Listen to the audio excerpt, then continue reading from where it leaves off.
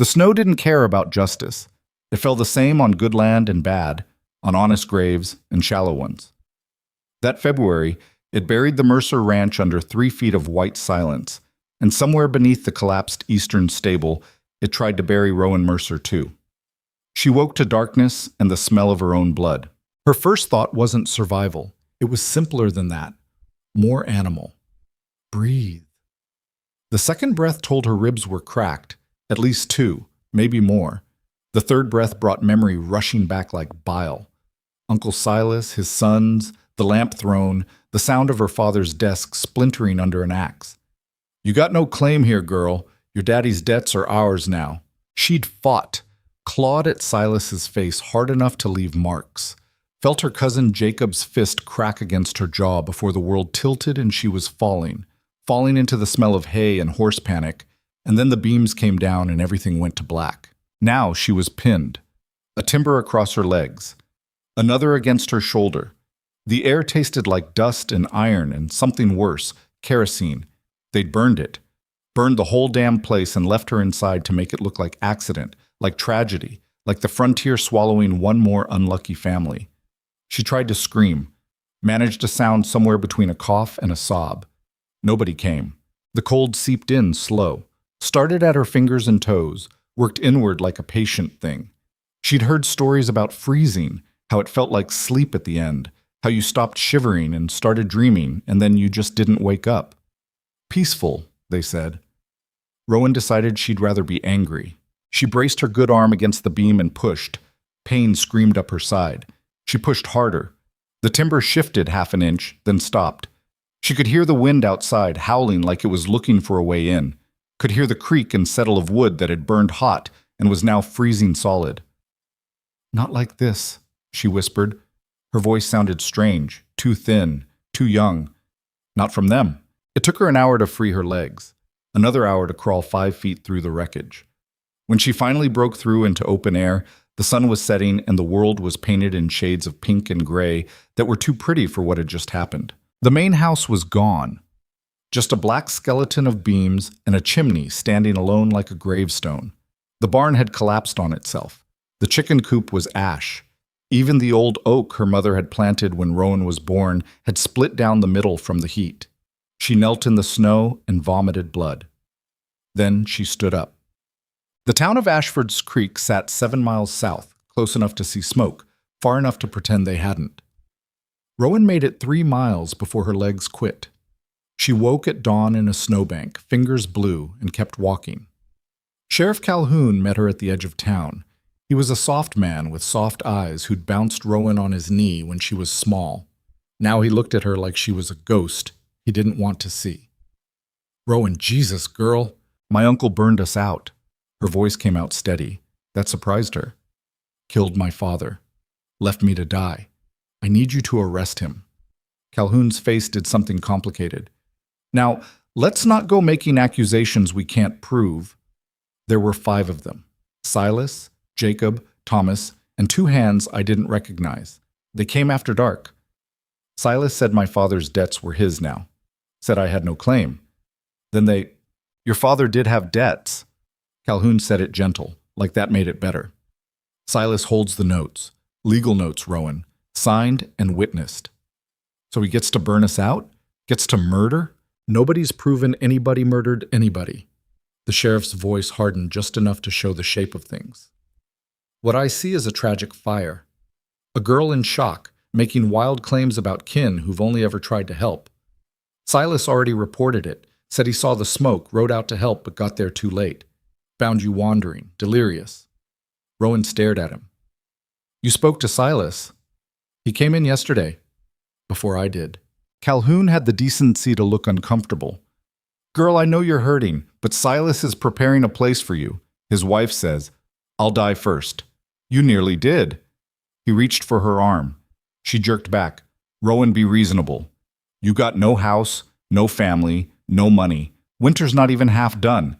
You come stay with the Johnsons for now. We'll sort the legal. The legal is already sorted. Rowan's laugh tasted like copper.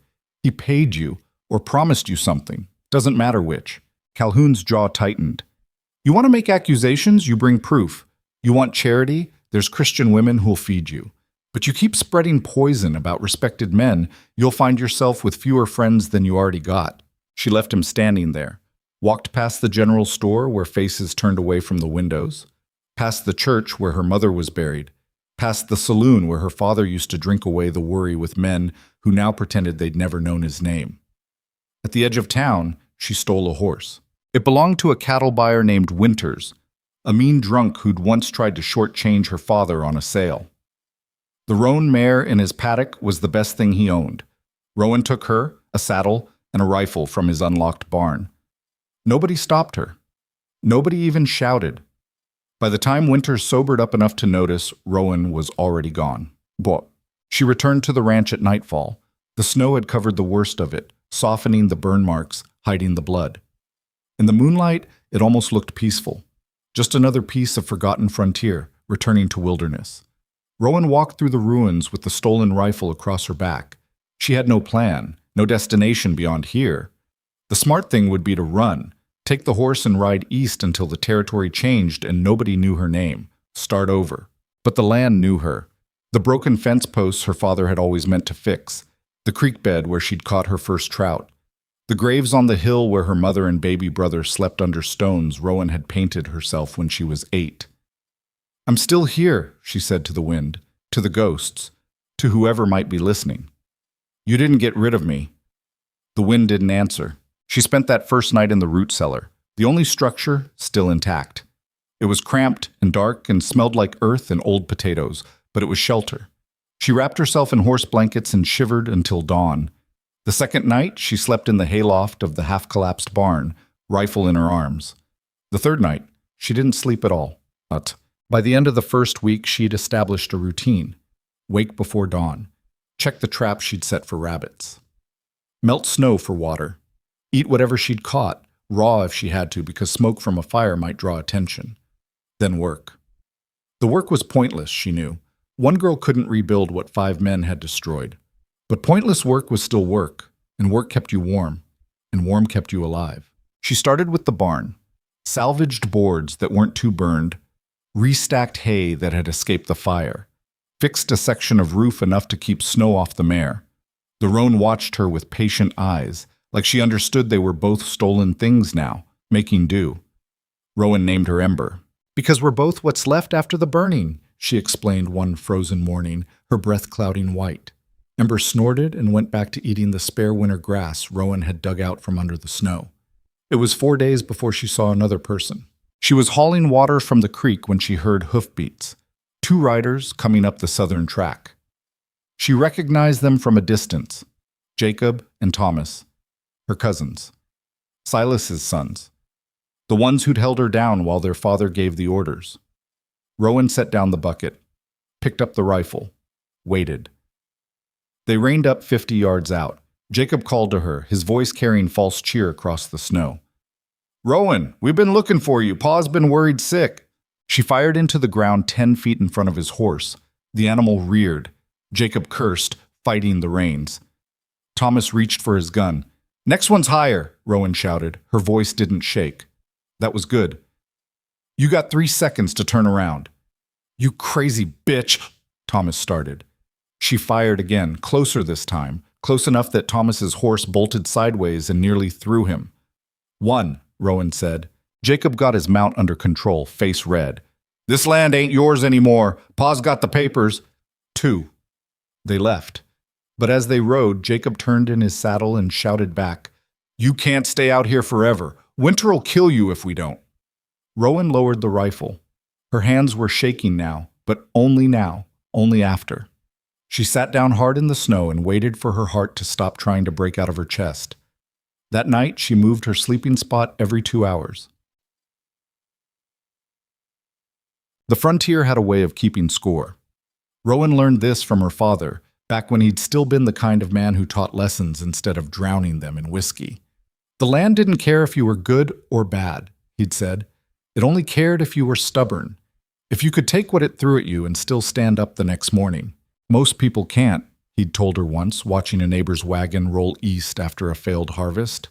That's not weakness, that's just sense. But the ones who stay, the ones who stick, the land remembers them. Rowan stuck. Through February's worst cold, through March winds that tried to peel the roof off her rebuilt barn. Through the night, she woke to find a wolf in the hayloft and had to kill it with a shovel because the rifle was out of reach. She ate what she could trap or shoot. Rabbit, mostly. Once, a deer that was already half dead from winter. She learned to stretch a kill for days, to waste nothing, to chew hide strips when her stomach cramped from hunger. The town didn't come. Neither did the law. Silas's men rode by twice more, but never approached after she put a bullet through Jacob's hat at 100 yards. She was alone. And alone meant free. Free to curse when she dropped a hammer on her foot. Free to cry when the wind sounded like her mother's voice. Free to stand on the hill by the graves and scream at the sky until her throat bled because there was nobody left to tell her to be quieter, softer, smaller. April brought the thaw. The creek swelled. Green things pushed up through dead grass. The world stopped trying to kill her quite so actively and settled into the slower thread of simple indifference. Rowan was fixing a fence post when she heard the gunshot. Man, it came from the eastern trail, a single crack, then shouting, then the thunder of hooves moving fast. She grabbed her rifle and ran for high ground, a rocky outcrop that gave a view of the approach. 3 riders.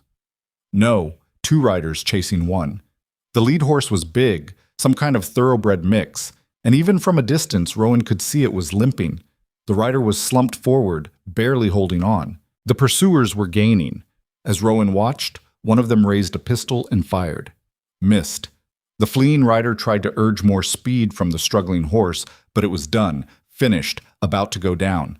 They were headed straight for her property line. Rowan should have stayed hidden, should have let frontier justice play out however it was going to play out, and kept her head down.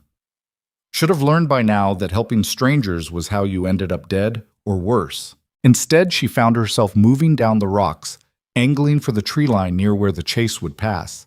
The fleeing rider hit her land at a full gallop. The horse's breathing sounded like a bellows with holes in it. 20 yards behind, the pursuers were closing, already celebrating. Rowan stepped out of the trees. "Down!" she shouted. The rider had good instincts. He dropped, flattening against the horse's neck. Rowan fired twice, fast. Not at the men. She wasn't looking to kill anyone today, but at the ground in front of their horses. The animals shied hard. One of the riders went flying. The other fought his mount to a stop, cursing. "This is private land," Rowan called out. She worked the rifle's action, loud in the sudden quiet. "You're trespassing." The man still mounted was young, maybe 20, with a face that hadn't learned caution yet. "That bastard's a thief. He's got... I don't care what he's got. You want him, you go around. 3 miles south, 3 miles north. Your choice." "You're that Mercer girl." The young man squinted at her. "The crazy one living in the burnout. Look, we don't want trouble with you, but..." She shot his hat off. He yelped, hands flying up. His companion, still on the ground, scrambled backward. "That's the only warning," Rowan said. "Next time I'm aiming lower." They left. Slowly at first, like they might come back, but when Rowan followed them with the rifle barrel, they found more speed. She watched until they disappeared over the ridge, then turned to the stranger. He'd managed to dismount, but only barely. Now he was leaning against his dying horse, one hand pressed to his side. Blood leaked between his fingers. His coat was good quality, too good for out here, and his boots were custom work. His face was pale under trail dust and maybe a week's worth of beard. "You hit?" Rowan asked. "Yes." His voice was rough. Educated accent, though. Eastern, maybe. "Unfortunately." "How bad?" "Bad enough that your fence line looks very far away." Rowan studied him. Rich clothes, expensive horse, running from men who called him a thief. Every instinct she had said to walk away, let the frontier sort out its own messes. But he'd flattened when she'd told him to, hadn't argued, hadn't tried to shoot his way past her. And there was something in his eyes, not fear exactly, but a kind of tired recognition she knew from her own mirror. "Can you walk?" "I can try." He made it 10 steps before his legs quit. Rowan caught him before he hit the ground, grunting under his weight. He was tall, solid muscle under the fancy coat, and heavier than he looked. "Sorry," he mumbled. "This is undignified." "Shut up and lean." She got him to the barn through sheer stubbornness. By the time she lowered him onto a bed of hay, Her ribs were screaming and his face had gone gray. "I need to see the wound," she said. He nodded, too far gone to argue. She peeled back his coat, his vest, his shirt, all of it tailored, all of it probably worth more than her entire ranch used to be. The bullet had caught him in the side, just above the hip, clean through at least. That was lucky. "This is going to hurt," Rowan said. "I'm aware." She'd learned field medicine the hard way, patching herself up through the winter. This was worse, more blood, deeper damage, but the principle was the same. Clean it, pack it, pray it doesn't turn septic. He passed out halfway through. That made it easier. When she was done, she sat back and looked at him properly for the first time. Mid-30s, she guessed. Strong jaw, scars on his knuckles that said he knew how to fight, calluses on his hands that said he knew how to work, despite the wealthy man's clothes. "Who are you?" she asked the unconscious stranger. He didn't answer. He slept for 2 days. Rowan kept watch, checking his breathing, changing the bandages, spooning water between his lips when he was conscious enough to swallow. She also went through his belongings. The saddlebags held $300 in mixed bills, a deed to property in the Northern Territories, correspondence from a cattle broker in St. Louis, and a pistol that had never been fired. The horse, once she'd put it down, mercifully, had brand marks she didn't recognize, but a saddle that cost more than most men made in a year. Rich then. Or criminal. Maybe both. On the third morning, he opened his eyes. "You're still alive," Rowan said. She was sitting on an overturned crate, cleaning the rifle. "Wasn't sure you'd make it." He blinked, orienting himself. Looked down at his bandaged side, then around the barn, then at her. "You're the girl from the fence line. And you're the thief who bled on my hay." A smile ghosted across his face. "I'm not a thief." "That's what a thief would say." "Fair point." He tried to sit up, thought better of it, settled for propping himself on one elbow. "I'm Cole Ashford, and I owe you my life, apparently." "Rowan Mercer, and you owe me a horse. That thoroughbred of yours wasn't going to make it another mile." "Ember?" "That's my horse. Yours was... I didn't name it. Seemed wrong to name something I had to kill." Cole's expression did something complicated. "That animal was worth $2,000. Now it's worth whatever the wolves leave after they're done with it." Silence. Then, surprisingly, he laughed. It clearly hurt him, but he laughed anyway, a real sound, startled and genuine. "You're not what I expected," he said. "You expected something?" "When I rode past this place last fall, I was told it belonged to a family with a daughter. I expected, I don't know, not this." Rowan went back to cleaning the rifle. "Last fall was different. That family's gone. What's left is just me." "What happened?" "Why do you care?" "I don't, particularly." Cole shifted, wincing. "But we're going to be sharing this barn for at least a week, and silence makes recovery tedious." So she told him. Not everything, not the feeling of beams crushing her in the dark, not the way her ribs still ached when it rained, but enough. The fire. Silas. The sheriff who wouldn't help. The winter she'd survived alone. When she finished, Cole was quiet for a long time. "Your uncle still has the land claim?" he finally asked. "Legal and witnessed, apparently. And the sheriff? Bought or scared, doesn't matter which." Cole nodded slowly, like he was working through a problem. "How much did your father owe?" "Why?" "Humor me." Rowan shrugged. $1,100, maybe 12. He'd taken loans to buy breeding stock that died in a bad winter 2 years back. Silas held the notes. And Silas now holds the land those notes were secured against. That's how debt works. That's how illegal seizure disguised as debt collection works. Cole met her eyes. Your father dying doesn't automatically transfer his debt to family members with a claim on the property. Silas would have had to go through probate, establish that the debt exceeded the estate value. And even then, did your father have a will? Rowan stared at him. How do you know all this? I own 3 ranches and hold contracts on 7 more. You don't build an operation that size without understanding frontier property law. He tried to sit up further, grunted in pain. If you can prove the fire was arson, I can't. I was unconscious. It's my word against 5 of theirs. Then you need leverage. I need a miracle. No? Cole's voice hardened. You need a lawyer, a surveyor, and about $600 for filing fees and bribes. The law out here is corrupt, but it's still law. It can be bought. The question is whether you're willing to fight that fight or if you'd rather just survive. Rowan set down the rifle. You don't know me well enough to ask that question. You're right. I apologize. But he didn't look apologetic. He looked calculating. Here's what I do know.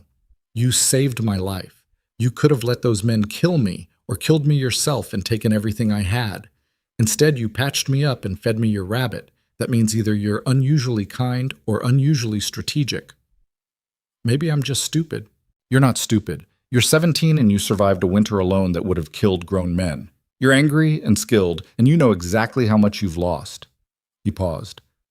I also know what it's like to have family take something that was yours and call it legal. Something in his voice made Rowan look at him sharper. Is that why those men were chasing you?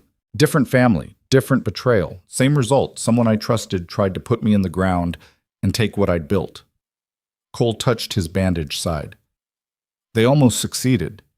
But they didn't. No, and your uncle didn't succeed with you either. So the question becomes, what do we do about it?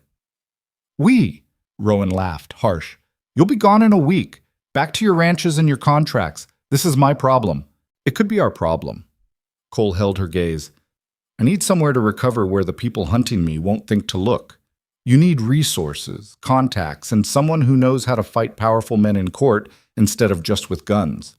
We could help each other. I don't need help. Everyone needs help. Pride just makes us pretend otherwise. Rowan stood, angry now, without quite knowing why. You don't get it. You're rich. You can just buy your way out of problems. But people like me, we don't have that option. All I've got is this burned land and a stolen horse and the ability to not die when I'm supposed to. That's it. That's the whole list. Cole didn't argue, didn't tell her she was wrong, just nodded and said quietly, then let me add one more thing to that list. Someone who owes you a debt. She wanted to refuse, wanted to tell him to heal up and ride off and leave her to the life she'd built from ashes and spite. But something in his eyes stopped her. Not pity, not charity, but recognition. Like he saw exactly who she was and didn't flinch from it. 1 week, she heard herself say. You stay 1 week until you're strong enough to ride. Then we're even, and you leave. 1 week, Cole agreed. They shook on it, there in the dusty barn with blood on the hay and the smell of medicine hanging in the air. Rowan told herself it didn't mean anything. She was wrong. Cole Ashford turned out to be a terrible patient. On the 4th day, Rowan found him trying to saddle Ember with one hand while the other clutched his bandaged side. She grabbed the saddle blanket from him and threw it across the barn. What the hell are you doing? Testing my mobility. He was sweating, face pale. I need to know my limitations. Your limitation is that you got shot 3 days ago. Sit down before you tear the stitches. I've had worse. Good for you. Sit down anyway. He didn't sit. Instead, he leaned against the stall rail, breathing hard. Those men who were chasing me, they work for my brother, Marcus. He'll have people looking, asking questions. The longer I stay here, the more danger I bring to your door. Rowan picked up the blanket, started brushing hay off it. Let me worry about my own door. You don't understand what you're dealing with. Marcus isn't some frontier thug. He's rich, connected, willing to kill family for money? She looked at him. Yeah, I got the idea. Sounds familiar, actually. Cole's jaw tightened. This isn't a joke. Do I look like I'm laughing? Rowan threw the blanket back on the rack. You made a deal. 1 week. It's been 4 days. You can survive 3 more without testing whether your guts stay inside when you ride. They stared at each other. Finally, Cole looked away first. You're right. I apologize. Stop apologizing and start sitting. He sat. Rowan went back to mucking out the stall, working around him. After a while, Cole spoke again, quieter now. My father built our ranch from nothing, spent 40 years turning scrubland into something that mattered. When he died, he split it between Marcus and me. Even shares, equal partnership. He paused. Marcus wanted it all. So he fabricated debt, forged contracts, convinced our father's old partners that I was stealing from the operation. By the time I realized what was happening, I'd been voted out of my own company. Why not fight him? I tried. Spent 2 years in courts that Marcus had already bought. Lost everything except the northern property. and enough cash to start over. His voice went flat. Then Marcus decided even that was too much. Hence the ambush. Rowan kept working, but she was listening. Your own brother. Half-brother, technically. Different mothers, but yes. Cole touched his side again, unconscious gesture. Family can be the worst kind of enemy. They know exactly where to cut. She thought about Silas's face in the lamplight, about Jacob holding her down while Thomas ransacked her father's desk. Yeah, they do. Silence settled between them, not uncomfortable. Outside, the wind picked up, carrying the smell of coming rain. Ember shifted in her stall, nose buried in the sparse hay Rowan had managed to scavenge. That horse needs better feed, Cole said. That horse needs a lot of things. Gets what I can give her. There's a cattle broker in Ridgeway 2 days south. He owes me a favor. I could write you a letter of introduction. I don't take charity. It's not charity. It's payment for services rendered. Cole met her eyes. You saved my life, and you're feeding me your supplies. The least I can do is help you keep your horse from starving. Rowan wanted to argue, but Ember was getting thin and winter hay didn't last forever, and pride didn't fill empty bellies. Fine. Write your letter. Cole smiled. It changed his whole face, made him look younger. I'll need paper. Don't have any. Then I'll remember his name, and you can mention mine when you go. Tell him Cole Ashford sent you. He'll extend credit. I don't want credit. I want... Rowan stopped. What did she want? The ranch rebuilt? Her family back? Silas in the ground? You want justice, Cole finished. I understand. But sometimes justice takes resources you don't have yet. There's no shame in accepting help to get there. Spoke like someone who's never had to live on scraps. You'd be surprised. Something dark crossed his expression. Before my father struck it rich, we lived in a one-room shack in Missouri. I was 8 before I owned shoes that fit. 15 before I ate meat more than once a week. I remember what hungry feels like. Rowan studied him. The expensive coat, the educated accent, the hands that were calloused but clean. Hard to picture him as the desperate kid he was describing. What changed? She asked. My father found gold. Not much. Enough to buy land and cattle and a chance to build something real. He was smart about it. Worked himself nearly to death, but he made it count.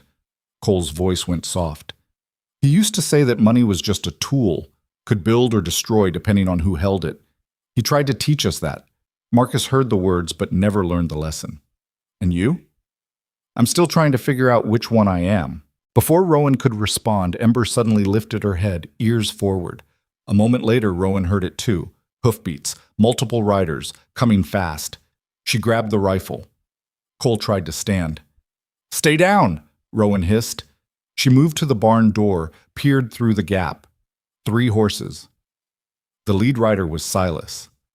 Her uncle sat tall in the saddle, dressed like he was going to church. Behind him, Jacob and a man Rowan didn't recognize, older, wearing a badge that caught the afternoon light. Rowan Mercer, Silas's voice carried across the yard. I know you're in there. Come out. We need to talk. Rowan didn't move. Behind her, she heard Cole's quiet breathing. I brought Sheriff Calhoun, Silas continued. This is official business now, girl. You stole property belonging to Carson Winters. That's a hanging offense. The new lawman, not Calhoun, someone else, urged his horse forward. Miss Mercer, I'm Deputy Marshal Hendricks from the Territorial Office. Mr. Winters has filed a complaint regarding a stolen horse and rifle. I'd like to hear your side before we proceed. Rowan's mind raced. A deputy marshal was different from a bought sheriff. Federal appointment, not local politics. That could be better or worse depending on how deep Silas's reach went. Cole appeared at her shoulder, moving quiet despite his injury. Don't go out there alone. They're not going to shoot me with a federal marshal watching. You sure about that? She wasn't, but staying hidden wasn't an option either. Rowan opened the barn door and stepped into the yard, rifle loose in her hands but pointed at the ground. Respectful but ready. Marshal, she said, nodding to Hendricks. Then, colder. Uncle. Silas's expression was all concerned family, made her want to shoot him on principle. Rowan, thank heaven you're alive. We've been so worried. After you disappeared from town, I didn't disappear. I came home. To a burned ranch with no shelter and no supplies. Silas shook his head, playing to the marshal. Girl's been out here alone all winter, not right in the head anymore, as you can see. Hendricks ignored him, focused on Rowan. The complaint states you took a horse and rifle from Carson Winters' property in Ashford's Creek without permission or payment. Is that accurate? I took them, Rowan admitted. Winters owed my father money from a cattle sale. I collected the debt in trade. You have documentation of this debt? It burned with everything else. Convenient, Jacob muttered. Rowan's finger tightened on the rifle stock. My father kept his business records in the house, along with everything else. You want to check the ashes? Feel free. Hendricks pulled a notebook from his coat. Mr. Winters claims the debt in question was settled 2 years ago. He has a receipt signed by Thomas Mercer. Then he forged it. My father never— Your father was drunk more often than sober, Silas interrupted, voice gentle and poisonous. Marshal, with all respect, this girl has been making wild accusations since the fire, claiming I burned her out, killed her father, tried to murder her. Meanwhile, I've been trying to help, offered her a home, filed legal claims to protect her inheritance from creditors. But instead of gratitude, I get threats and stolen property. Rowan felt her control slipping. You lying piece of— Miss Mercer, Hendricks' voice cut through. I understand you've suffered loss, but theft is theft, regardless of circumstance. I'll need you to surrender the horse and rifle, then accompany me to Ridgeway to answer formal charges. I'm not going anywhere with him. Rowan jerked her chin at Silas. You'll be in my custody, not his. Same thing. He owns half the territory, including probably you. Hendricks's expression hardened. I don't appreciate accusations of corruption, miss. I'm trying to handle this fairly— Fairly? Rowan's laugh was sharp. My family's dead, my land's stolen, and you want me to surrender the only things keeping me alive because a drunk filed a complaint? That's your fare? The law doesn't care about your feelings. It cares about facts. Then here's a fact. Cole stepped out of the barn. He moved stiff, one hand pressed to his side, but his voice was steady. Rowan Mercer is under my employ as a ranch hand. The horse and rifle were provided as part of her compensation. If Carson Winters has a complaint about that arrangement, he can take it up with me. Silence. Silas stared. Jacob's hand drifted toward his gun. Hendricks's eyes narrowed. And you are? The marshal asked. Cole Ashford. I own the Triple Cross operation in the Northern Territories, along with holdings in 3 states. I'm currently recovering from an injury, and Miss Mercer has graciously provided shelter and care. In exchange, I've hired her to help manage this property once I'm well enough to purchase it. The lie was smooth, delivered with the confidence of someone used to being believed. Rowan kept her face blank, following his lead. Silas found his voice first. This land isn't for sale. I hold the legal claim subject to probate review, Cole interrupted, which, if I'm not mistaken, hasn't been filed yet. Frontier property law requires probate within 90 days of death for debt-secured assets. Thomas Mercer died in February. It's now late April. You're running out of time to establish clean title, Mr. Mercer. Silas's face darkened. Who the hell are you to— Someone who knows what a fraudulent land grab looks like. Cole's voice stayed level. You burned him out, didn't you? Killed him, left the daughter for dead, then claimed debt to seize the property. Clean and simple, except the daughter survived. You've got no proof of any of that. Not yet, but I know people— lawyers, surveyors, federal investigators, the kind who ask uncomfortable questions about fires that kill debtors right when their land value spikes. Cole smiled, cold. Want to bet I can't find proof if I start looking? Hendricks held up a hand. Let's all take a breath here. Mr. Ashford, do you have documentation of this employment arrangement? I can provide it, along with payment records, property assessments, and a dozen witnesses who will testify to Rowan Mercer's character and capability. Cole met the marshal's eyes.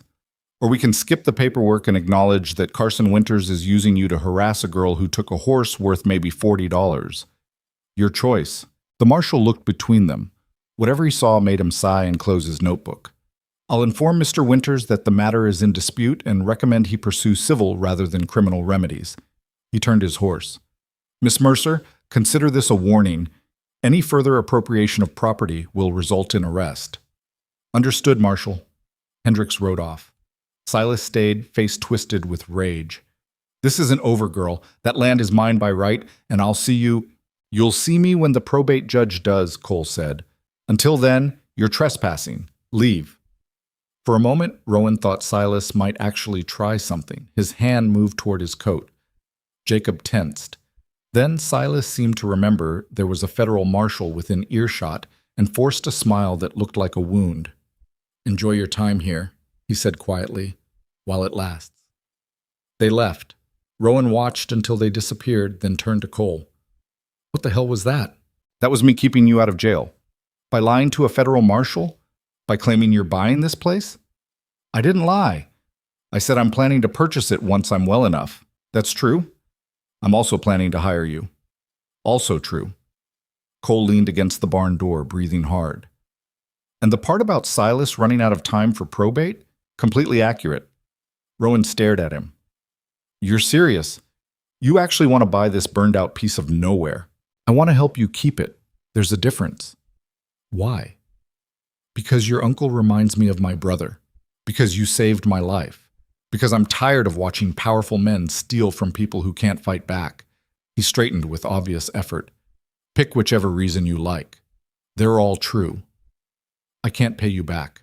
I'm not asking you to. I'm asking you to let me invest in something worth protecting. Cole met her eyes. 1 week, you said. It's been 5 days. 2 more and I ride out.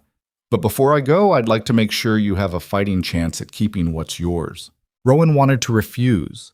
Wanted to tell him she didn't need rescuing, didn't want his money, didn't trust rich men even when they bled on her hay. But she thought about Silas's face, about Hendrik's notebook, about winter coming again and finding her still alone in a barn. What's the catch? She asked. No catch, but there are terms. Of course there are. Cole almost smiled. You let me bring in a surveyor to establish clear property boundaries. You let me file the probate challenge under my name so Silas can't claim you're doing it out of spite. And you actually take the job I'm offering, managing this land with the goal of making it profitable enough that when I sell it back to you, you can afford the payments. Sell it back, not give it. Giving creates dependence. Selling creates partnership. He shifted, wincing. I told you. I watched my father build something from nothing. He didn't do it with charity. He did it with fair terms and mutual respect. That's what I'm offering. Rowan looked at the burned house, the half-rebuilt barn, the graves on the hill. Thought about pride versus survival, about fighting alone versus fighting smart. I want it in writing, she said finally. Agreed. And I want to know everything about your brother.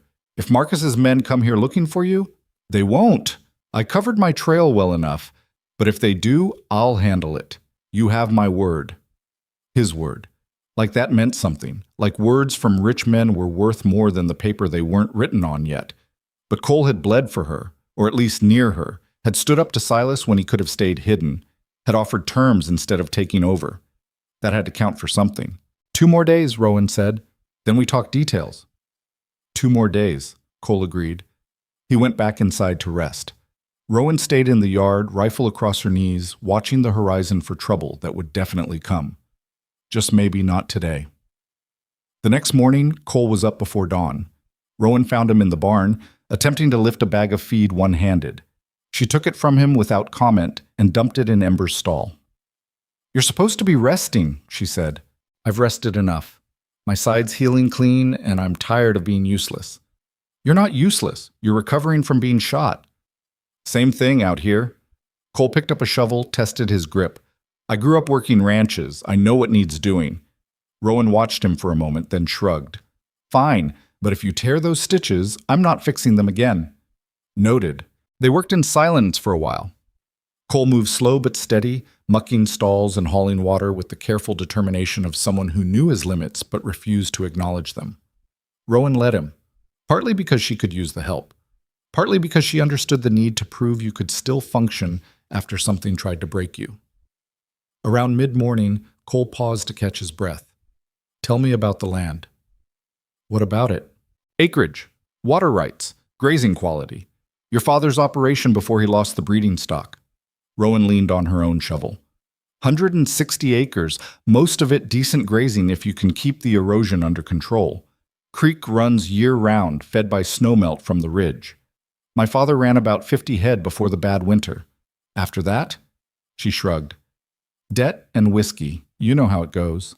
50 head on 160 acres is conservative. You could run twice that if you managed the rotation properly. With what money? What fencing? What help? With investment, strategy, time. Cole's eyes were distant, calculating. This land sits on the route between Ridgeway and the northern mining camps. Cattle drives pass through twice a year.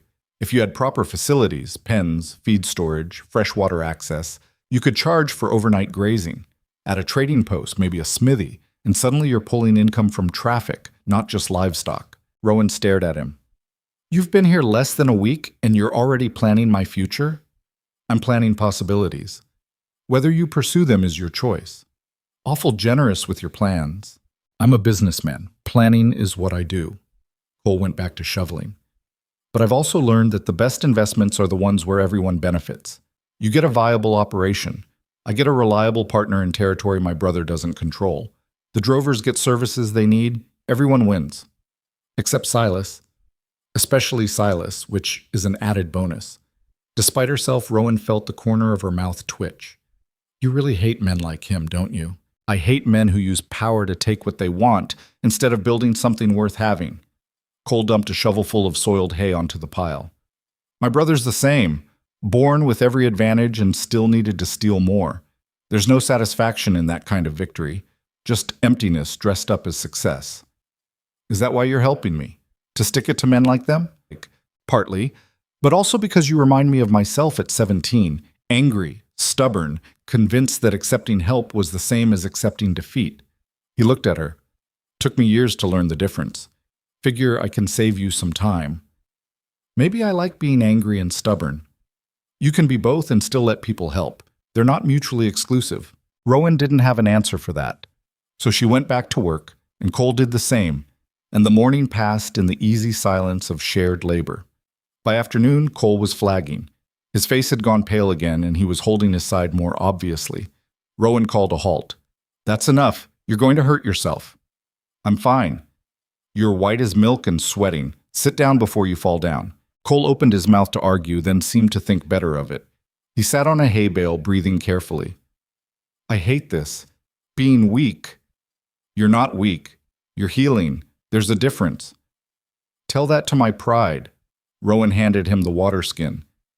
Pride doesn't keep you alive. Sense does. And sense says you pushed too hard today. He drank, then looked at her with something like amusement. You're bossy when you're worried. I'm not worried. You are. You think I'm going to keel over and you'll have to drag my corpse somewhere, and that sounds inconvenient. It would be inconvenient. You're heavy. Cole laughed, then winced. Don't make me laugh. It hurts. Then don't say stupid things. They sat in the barn while the afternoon light slanted through gaps in the walls. Outside, the wind picked up, carrying the smell of rain again. Ember dozed in her stall. Everything felt suspended, like the world was waiting for something to happen. Can I ask you something? Cole said after a while. Depends on the question. What happened to your mother? Rowan went still. Of all the questions she'd expected, that wasn't one of them. Why? You mentioned graves on the hill. Your father and who else? She could have refused to answer, could have told him it was none of his business. Instead, she heard herself saying, my mother and my baby brother. She died giving birth to him. He followed 3 days later. How old were you? 8. That's young to lose so much. Yeah, well, the frontier doesn't care how old you are. Rowan picked at a splinter on the hay bale. My father tried. For about a year, he really tried, but he'd loved her, really loved her, the kind you don't get over. Without her, he just hollowed out, started drinking to fill the space. Never stopped. Cole was quiet. Then, I'm sorry. Everyone's sorry. Doesn't change anything. No, but it's still true. They sat with that for a while. Finally, Rowan stood. I'm going to check the traps. You stay here and don't do anything stupid. Define stupid. Anything that involves standing up. She left before he could argue, rifle slung over her shoulder. The traps yielded 2 rabbits and a grouse. Good haul. Enough for a few days if she was careful. She was heading back when she heard horses again. Not from the road this time. From the North Trail, the one that led to the high country. 3 riders, moving slow and cautious. Not Silas's people. Wrong direction. Rowan circled wide using the tree cover, got close enough to see their faces. One she didn't recognize, but the other two matched descriptions Cole had given during his fever dreams. Young men with family resemblance, dressed for travel, but armed like they expected trouble. Marcus's men. Had to be. She got back to the barn fast. Cole was exactly where she'd left him, which was good, because she didn't have time to search. "We've got company," she said. "3 riders from the north. I think they're yours." Cole's expression went hard. "How close?" 20 minutes, maybe less.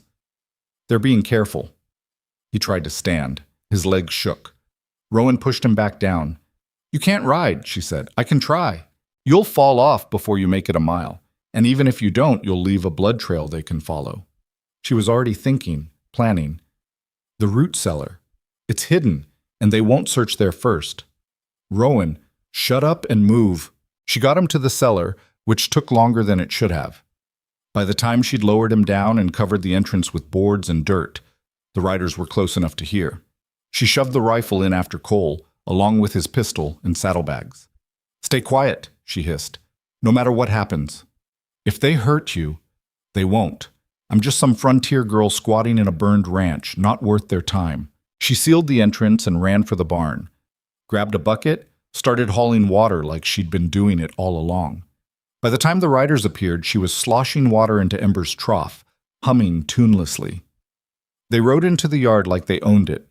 The leader, mid-20s, dark hair, mean eyes, dismounted and gave her an appraising look that made her skin crawl.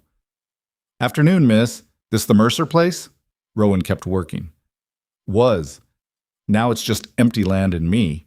You live here alone?" "Unless you count the horse." The man smiled. It didn't reach his eyes. "We're looking for someone. Man in his 30s, tall, might be injured, riding a valuable horse. You seen anyone like that?" "Nope." "You sure? We heard someone fired shots near here about a week back." "That was me. Ran off some trespassers." Rowan finally looked at him. "This is private land. You might want to remember that." One of the other men laughed. "Private land that's half burned? Girl, you don't own nothing. Now answer the question proper. You seen our man or not?" "Already answered, and you're still trespassing." The leader held up a hand, silencing his companion. He walked closer to Rowan, studying her. "What happened here?" "Fire. Family died. I'm what's left." "Rough winter, I bet." "I've had better." He circled the yard, eyes moving over everything, the barn, the house ruins, the graves on the hill, looking for signs of Cole. Rowan kept her face blank, kept dumping water, kept being exactly what she seemed, a girl trying to survive in a burned-out ranch. Finally, the leader turned back to her. "If you do see our man, there's a reward, $100. "For what?" "Theft, fraud, family business." He smiled again. "You help us find him, that 100 could set you up nice. Maybe get you through another winter." Rowan met his eyes. "I don't take money for turning over men who might be innocent." "Innocent?" The man laughed. "Sweetheart, nobody's innocent out here, just varying degrees of guilty." "Then I guess we're all damned. Now get off my land." For a moment she thought he'd push it. His hand drifted toward his gun. The other 2 riders tensed. Then he seemed to decide she wasn't worth the trouble and mounted up. "We'll be around," he said, asking questions. "If you change your mind about that reward." "I won't." They rode off south toward town. Rowan watched until they were gone, then counted to 100 before moving. She unsealed the root cellar. Cole was pale and shaking when she helped him out. "They're gone?" "For now. But they'll be back once they realize I'm the only person who's seen you and isn't talking. Then I need to leave. Tonight." "You can barely stand." "I'll manage." "You'll die." Rowan grabbed his arm. "Listen to me. They're heading to town. They'll ask questions, maybe buy some information from whoever's selling. That gives us maybe 2 days before they come back with leverage. 2 days to figure out a real plan instead of you riding off to bleed out somewhere." Cole looked at her. "Why are you doing this?" "Because you helped me when you didn't have to.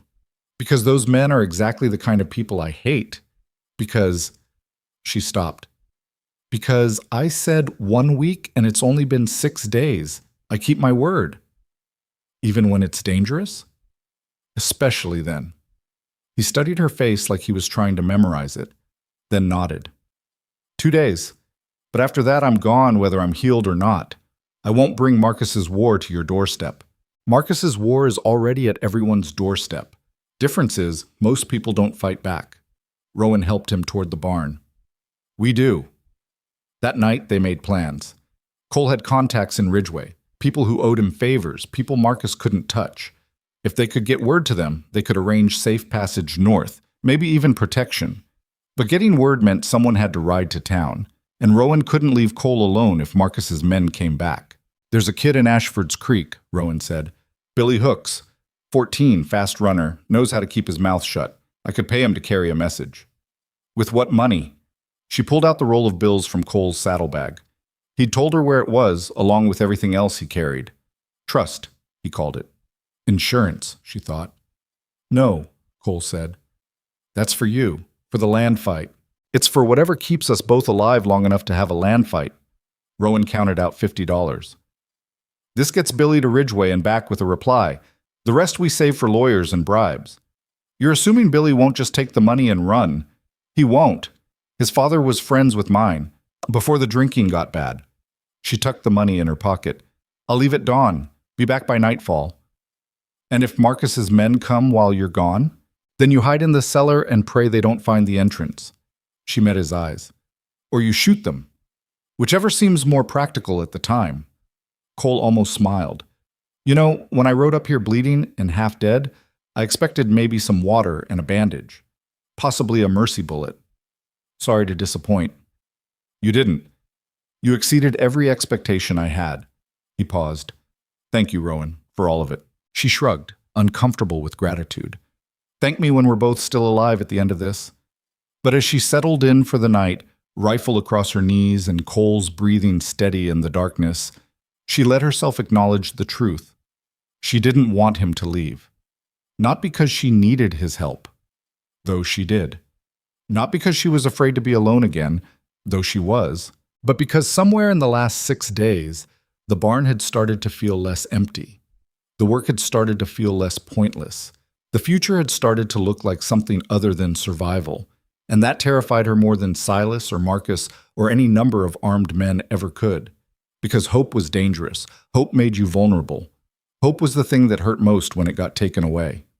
Still, despite every lesson the frontier had beaten into her, despite knowing better, she hoped anyway. Dawn came cold and gray, the kind of morning that felt like a threat. Rowan saddled Ember while Cole watched from the barn door, still moving stiff but steadier than yesterday. You don't have to do this, he said. We covered this already. She checked the girth strap, pulled it tighter. Billy gets the message to your people in Ridgeway. They send help, or at least a plan. We buy time. And if Marcus's men are watching the roads, then I'll be a girl riding to town for supplies. Nothing suspicious about that. She swung into the saddle, felt Ember shift beneath her. You stay hidden. Don't answer the door for anyone. Don't make noise. Don't exist. I understand. Cole's expression was caught between concern and something else she couldn't name. Be careful. Always am. She rode out before he could say anything more, before the worry in his voice could make her reconsider.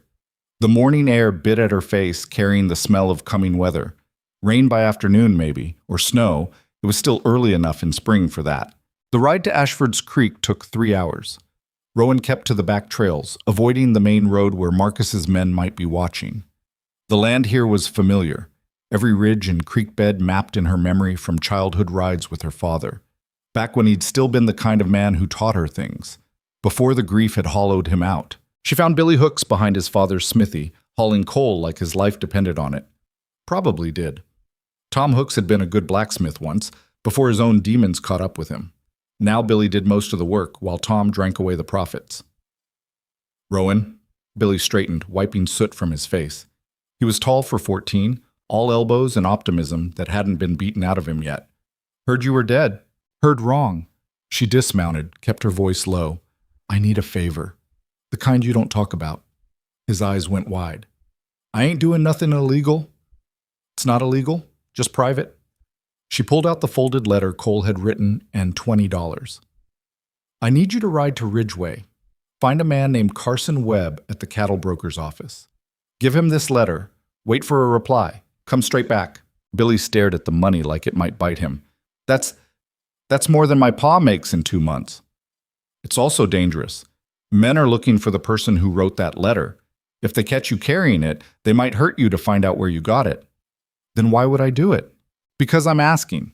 Because your father was friends with mine when it mattered. Because I'll give you another 20 when you come back safe." She held his eyes. "And because sometimes doing the right thing is worth the risk." Billy looked at the letter, at the money, at her. Whatever he saw in her face made him nod. "I'll do it. But if I die, I'm haunting you." "Fair enough." She watched him saddle his father's old gelding, made sure he tucked the letter somewhere it wouldn't be found in a casual search. Before he rode out, she caught his arm. "Billy, if anyone asks where you're going, I'm visiting my aunt in Ridgeway. She's sick and needs help." He grinned, gap-toothed. "I ain't stupid, Rowan. Never said you were. Just be careful." He rode south.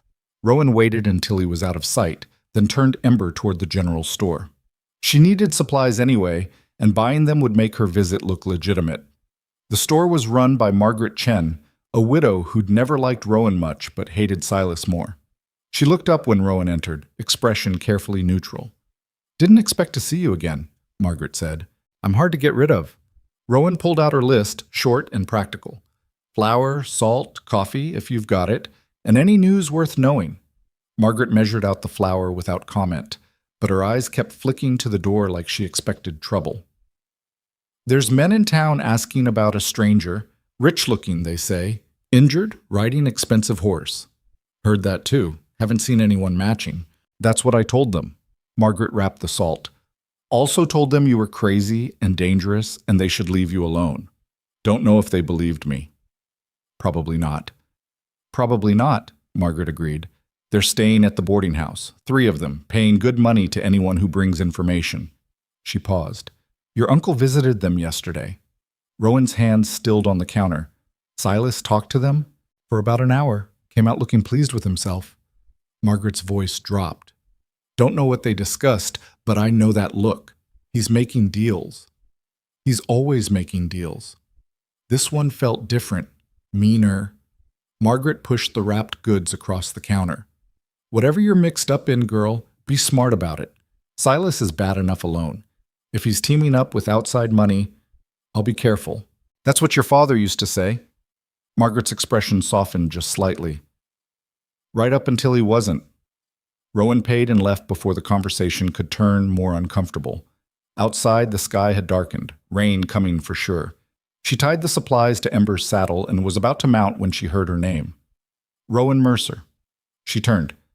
Deputy Marshal Hendricks stood on the boarding house porch, coffee cup in hand. Not threatening exactly, but not friendly either. "Marshal," she said, "heard you had a visitor. Man named Cole Ashford." Hendricks took a sip of coffee. "Funny thing, I looked into him after our last conversation. Turns out he's wanted for questioning in connection with fraud charges up north." "Questioning isn't conviction." "No, but it's interesting that he showed up at your place right after dodging an ambush. Makes a person wonder if you're harboring a criminal." Rowan kept her face blank. "He hired me as a ranch hand, paid fair wages. That's all I know." "Is he still at your place?" "Haven't seen him in 2 days. Figured his side healed enough to move on." Hendricks studied her like he was trying to read truth from lies. "You know what I think? I think you're protecting him. I think he's still there. And I think you're in over your head with things you don't understand." "I understand plenty." Do you? Do you understand that the men looking for Ashford aren't just hired guns? They're his family. His brother Marcus has legal claim to everything Cole stole when he fled, including any money he's using to buy your cooperation." Hendricks set down his cup. "If you're helping him hide, you're not just breaking the law. You're making enemies with people who have long memories and deep pockets." "My enemies already have deep pockets. Adding a few more won't change much." "Stubborn, just like your father." Hendricks sighed. "I'm trying to help you, Miss Mercer, but I can't do that if you won't be straight with me." "Help me by keeping those men away from my land. Help me by making sure Silas doesn't steal what's mine. Help me by doing your actual job instead of threatening girls who've done nothing wrong."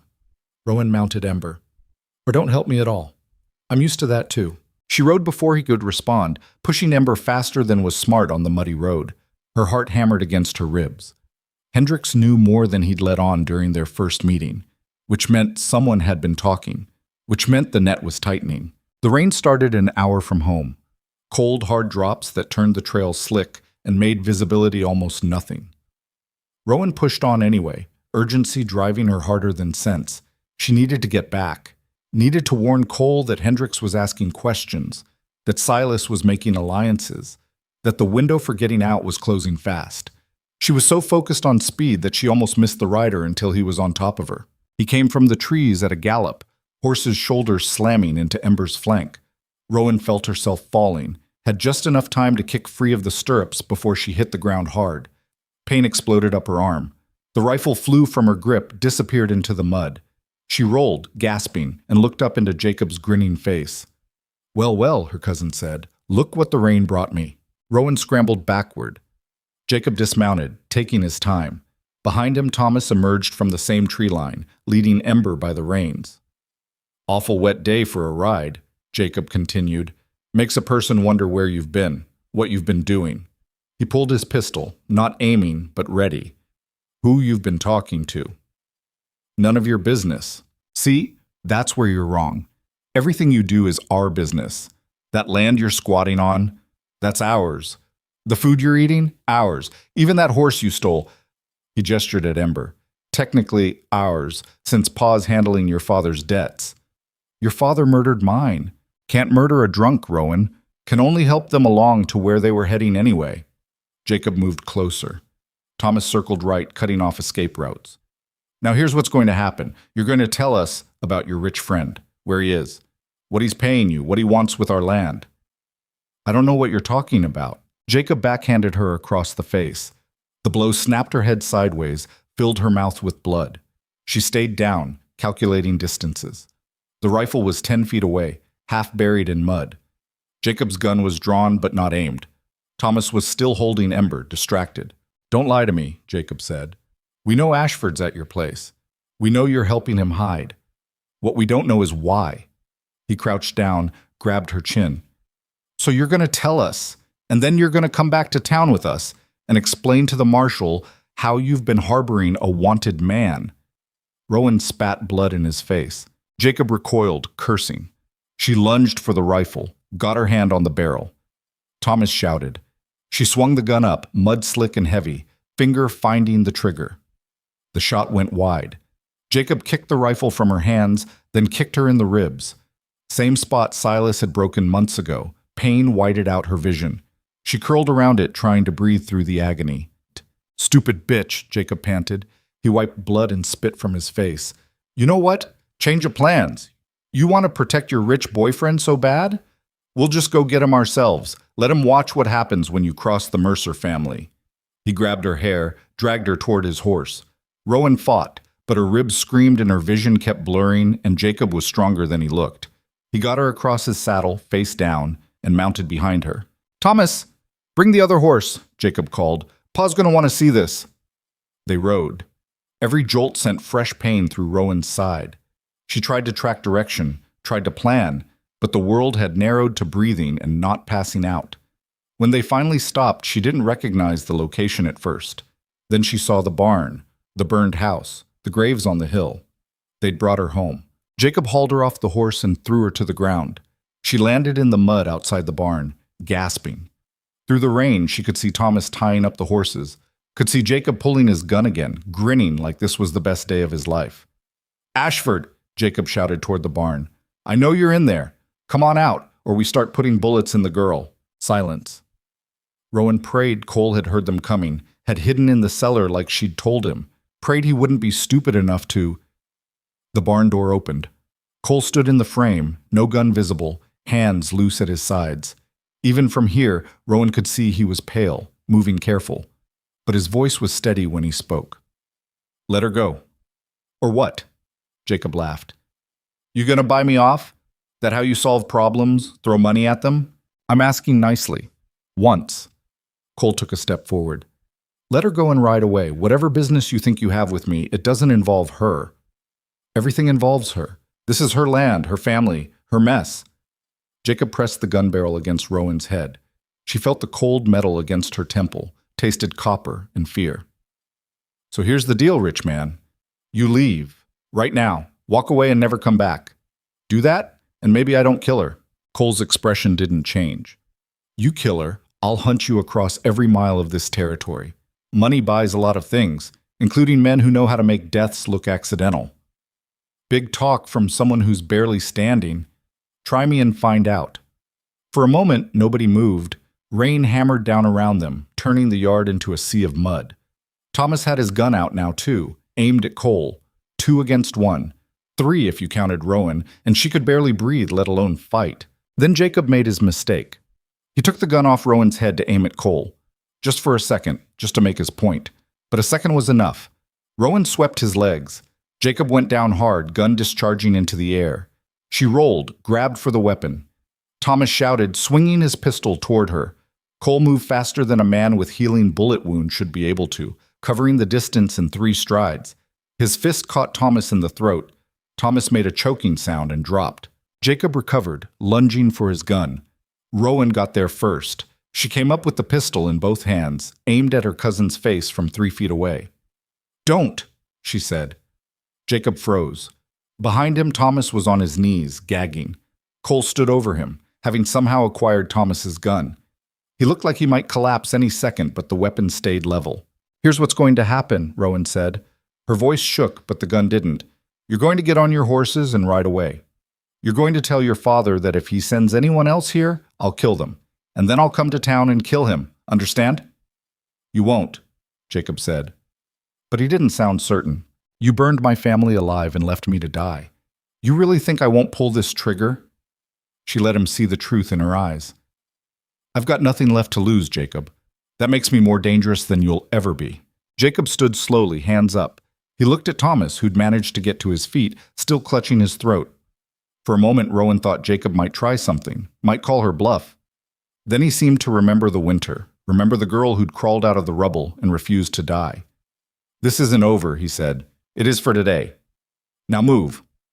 They moved, mounted up, turned their horses. Jacob paused at the edge of the yard. "Silas is meeting with Ashford's brother tomorrow," he said. "They're making a deal. Something about combining resources to solve mutual problems." He smiled, ugly. "That problem being you two. So enjoy your night, cousin. Might be your last one breathing free air." He rode off. Thomas followed. Rowan kept the gun up until they disappeared. Then her legs gave out. Cole caught her before she hit the ground. "Easy, I've got you. Your stitches are probably torn, along with several other things." He helped her toward the barn. "But we're both still alive. That's what counts." Inside, out of the rain, Rowan let herself shake. The adrenaline was wearing off, leaving her hollow and scared. Cole eased her onto a hay bale, then checked her ribs with gentle fingers. "Bruised but not broken," he said. "You'll hurt for a while, but you'll live. You shouldn't have come out. They could have killed you. They could have killed you first. That wasn't acceptable." He sat down beside her, breathing hard. What did they mean about Silas and Marcus meeting? Rowan told him about Hendricks, about the conversation in town, about Margaret's warning. Cole listened without interrupting, his expression growing darker. "They're consolidating," he said when she finished. "Marcus wants me dead, and Silas wants you gone. If they're working together, they can use legal means and illegal ones simultaneously. Frame us for crimes, seize the land through courts, then make sure we never live to contest it. So we're trapped. Not yet, but we're running out of time." Cole looked at her. "Billy's already on his way to Ridgeway? Left this morning. Then we have maybe 24 hours before he gets back with help. Assuming he gets through. Assuming my people can mobilize that fast. Assuming Marcus doesn't have the roads watched. That's a lot of assuming." "It is." Cole was quiet for a moment. "There's another option." "Which is?" "I leave. Tonight. Lead Marcus's men away from here. They want me, not you. Once I'm gone, Silas loses his ally, and you can fight your land battle without getting caught in the middle of mine." Rowan stared at him. "You can barely walk. You'd make it maybe 10 miles before you collapsed. Then I'd make it 10 miles away from you. That's 10 miles of safety you wouldn't have with me here. That's 10 miles closer to dying alone in a ditch. Better me than you." "Why?" The question came out sharper than she meant. Why does it matter? You don't owe me anything. You paid your debt when you stood up to Hendricks. Everything after that is extra. Cole met her eyes. You really don't see it, do you? See what? You saved my life. Then you gave me a reason to value it again. His voice went quiet. I've spent 2 years running from my brother, hiding from the mess he made of my reputation, trying to rebuild something that matters. But it always felt like going through motions, like building a house on land that wasn't mine. Then I met you. Cole, you're 17 and you survived things that would have broken most grown men. You're standing on burned ground with no help and no hope, and you're still fighting, still refusing to let them win. He stopped, searching for words. That's what I want to build toward. Not another ranch, not more money, but that kind of courage, that kind of refusal to quit. Rowan didn't know what to say. Part of her wanted to argue, to point out she wasn't courageous, just stubborn. That refusing to quit wasn't noble when you were too angry to know better, but the way Cole looked at her made the words stick in her throat. If you leave, they win, she said finally. Both of them. Marcus gets you dead and Silas gets my land. Is that what you want? I want you safe. I've never been safe. Don't start caring about that now. She stood, ignoring the pain in her ribs. We made a deal. You help me fight for this land. I help keep you alive long enough to see it through. That deal doesn't end just because things got harder. Rowan, no, listen to me. She grabbed his shoulder, made him look at her. I've been alone for months, fighting alone, surviving alone, expecting to die alone. Then you showed up bleeding on my doorstep, and suddenly I'm not alone anymore. You think I'm letting that go without a fight? You think I'm going to watch you ride off to die just so I can have a slightly better chance at keeping land that won't mean anything without someone to share it with? Cole went very still. What are you saying? I'm saying I don't want you to leave. I'm saying we're better together than apart. I'm saying... She stopped, face hot. I'm saying I care what happens to you, all right? And I'm done pretending I don't. The silence stretched, rain drummed on the roof. Somewhere outside, Ember whinnied softly. Then Cole smiled. Not his usual careful expression, but something genuine and almost vulnerable. Well, he said, that complicates things. Why? Because now I have another reason to stay alive. He reached up, touched her face where Jacob had hit her. His fingers were gentle. And another thing worth fighting for.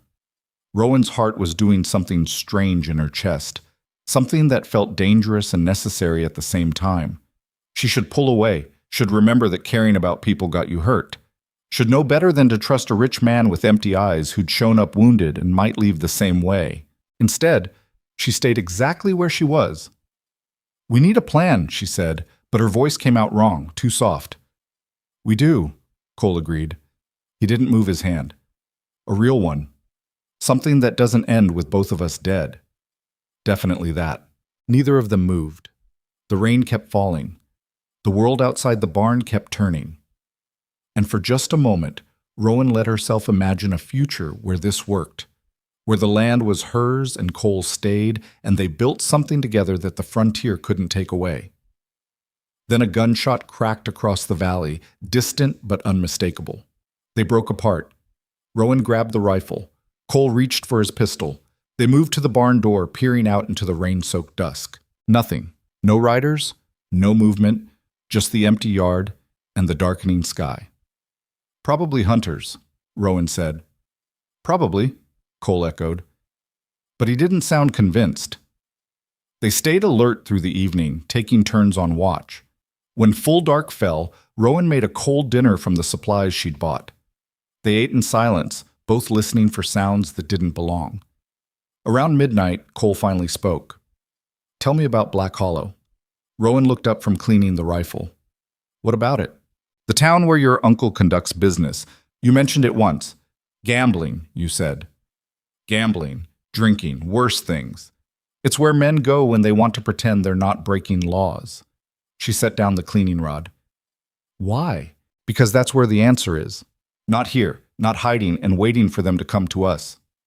Cole's eyes were hard. Your uncle doesn't just want your land.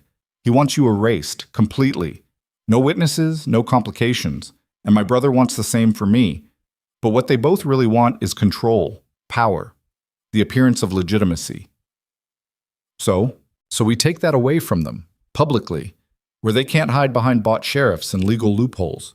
He leaned forward. We go to Black Hollow. We force the confrontation on our terms in front of people who'll remember what they see. We make it impossible for them to bury this quietly.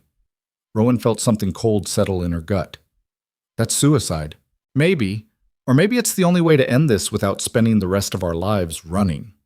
Cole held her gaze. You said you wanted justice witnessed, not hidden. This is how we do that. By walking into a town controlled by my uncle and your brother, by starting a fight we can't win, by making them fight in daylight instead of shadows, by forcing them to show who they really are. He paused. I know it's dangerous. I know the odds are bad. But what's the alternative? Wait here until they gather enough men to overwhelm us? Run and let them claim victory? At least this way we get to choose the battlefield. Rowan wanted to argue, wanted to point out all the ways this could go wrong, but she thought about Jacob's gun against her head, about Silas's face as he threw the lamp, about months of being hunted on her own land. When? She asked. Tomorrow night, before Marcus and Silas finalize whatever deal they're making. We ride to Black Hollow, we find your uncle, and we end this. How? Cole's expression went hard. However, we have to. They finalize details through the small hours. Cole would use his remaining money to hire witnesses, townspeople, drifters, anyone who could be paid to watch and remember. Rowan would handle Silas directly, get him to confess in front of enough people that even bought law couldn't cover it up.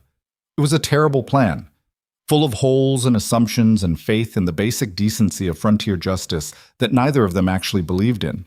But it was a plan, and planning felt better than waiting. Just before dawn, exhausted and wired, Rowan finally asked the question that had been building all night. What happens after, if we somehow survive this? Cole looked at her.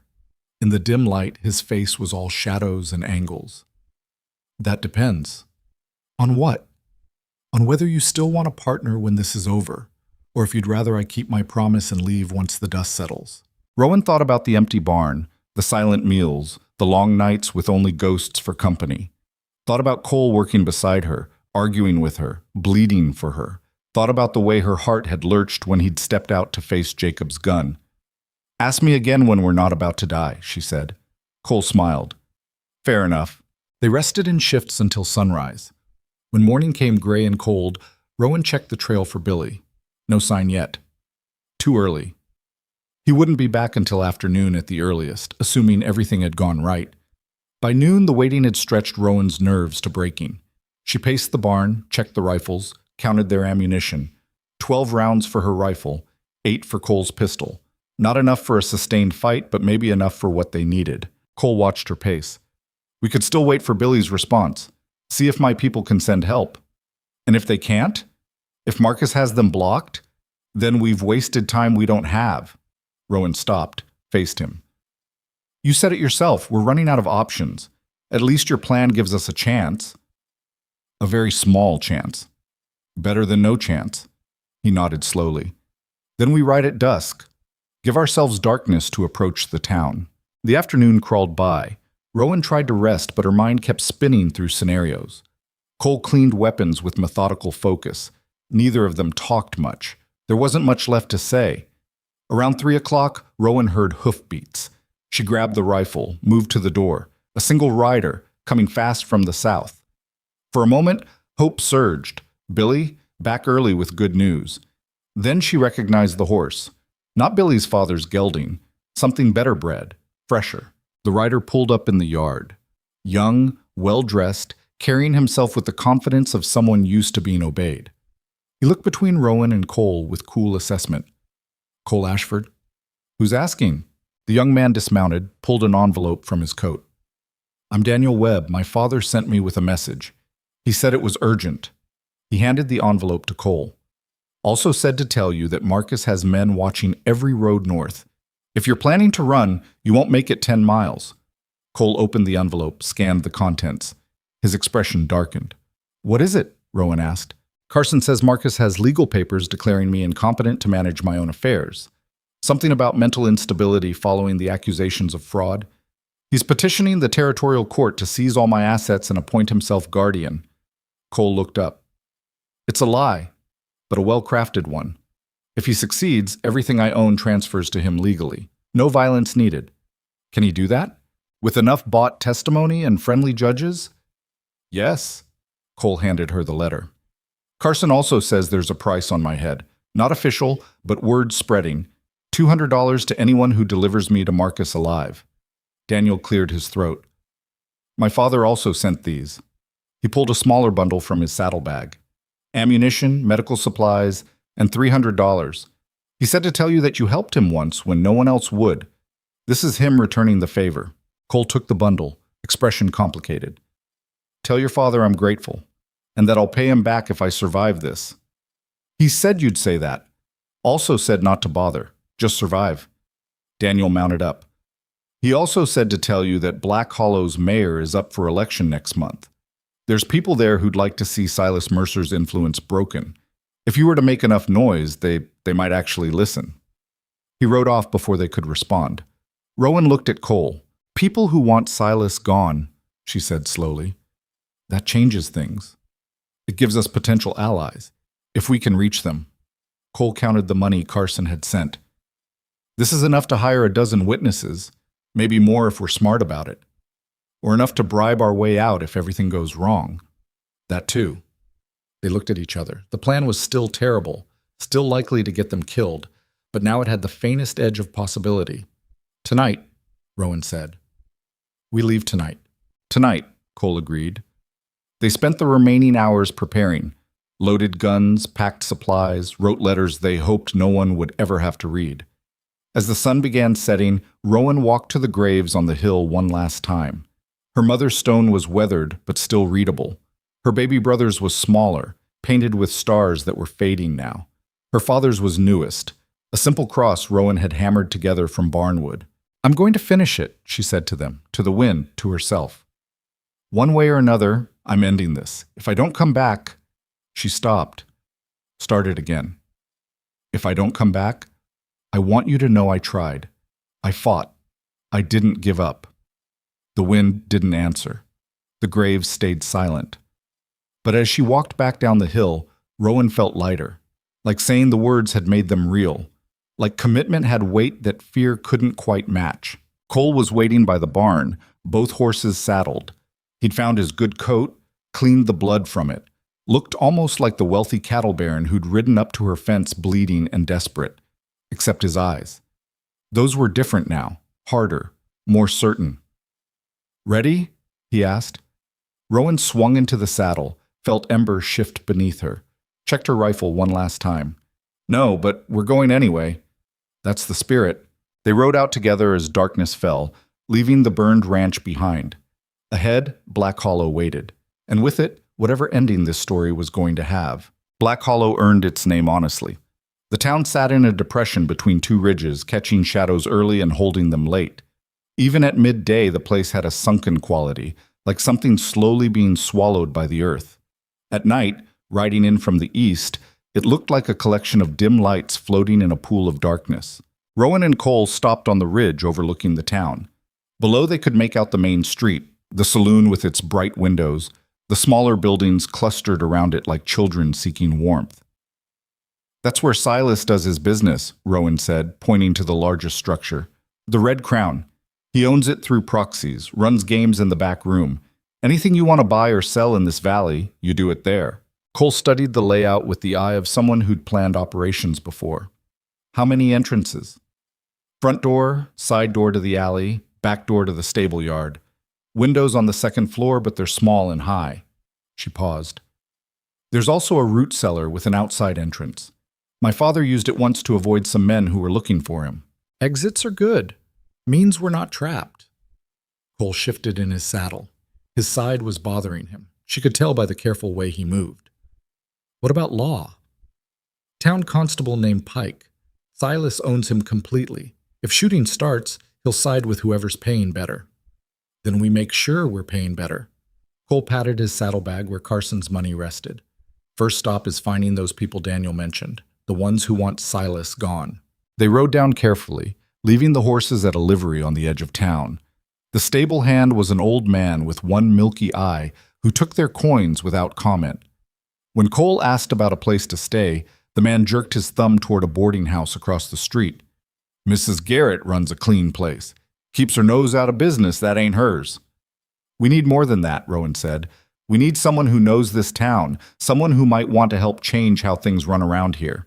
The stable hand's good eyes studied her. You're Mercer's niece, the one who survived the fire. I'm the one his sons tried to kill, if that's what you mean. Heard about that too. The old man spat into the straw. Also heard Silas is meeting with some outside men tonight. Big money types. They got the whole back room at the Red Crown reserved. Cole and Rowan exchanged glances. Marcus was here. Had to be. These outside men, Cole said carefully. They have a name? One of them's called Ashford. Marcus Ashford. Got that kind of voice makes you want to check your pockets after he's done talking. The stable hand paused. You wouldn't be Cole Ashford, would you? His brother, what got pushed out? Cole's hand moved toward his gun. The old man held up both hands, shaking his head. Easy. I ain't looking for bounty money, just confirming what I already guessed. He lowered his voice. You want people who hate Silas? Try the boarding house. Mrs. Garrett's husband was sheriff before Pike, died under suspicious circumstances right after he started investigating Silas's gambling operation. She's got no love for that man. Anyone else? Rowan asked. Half the town if they had the courage. But courage don't pay bills, and Silas controls most of the paying work around here. The stable hand shrugged. You're planning something stupid. I can see it on your faces. Just try to keep the horses out of it. They didn't ask for this fight. They left him and crossed to the boarding house. It was a narrow building, 3 stories, paint peeling but windows clean. A sign in faded letters read, Garrett House, rooms by night or week. The woman who answered their knock was somewhere past 50, with iron gray hair and eyes that missed nothing. She looked at Rowan, then at Cole, then back at Rowan. You're either very brave or very stupid coming here tonight. Probably both, Rowan admitted. We need a room and information. Information costs extra. We can pay. Mrs. Garrett studied them a moment longer, then stepped aside. Come in, and don't track mud on my floors.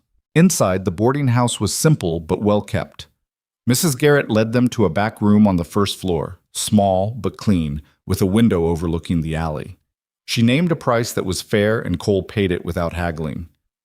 Now, Mrs. Garrett said, pocketing the coins, what kind of information are you looking for?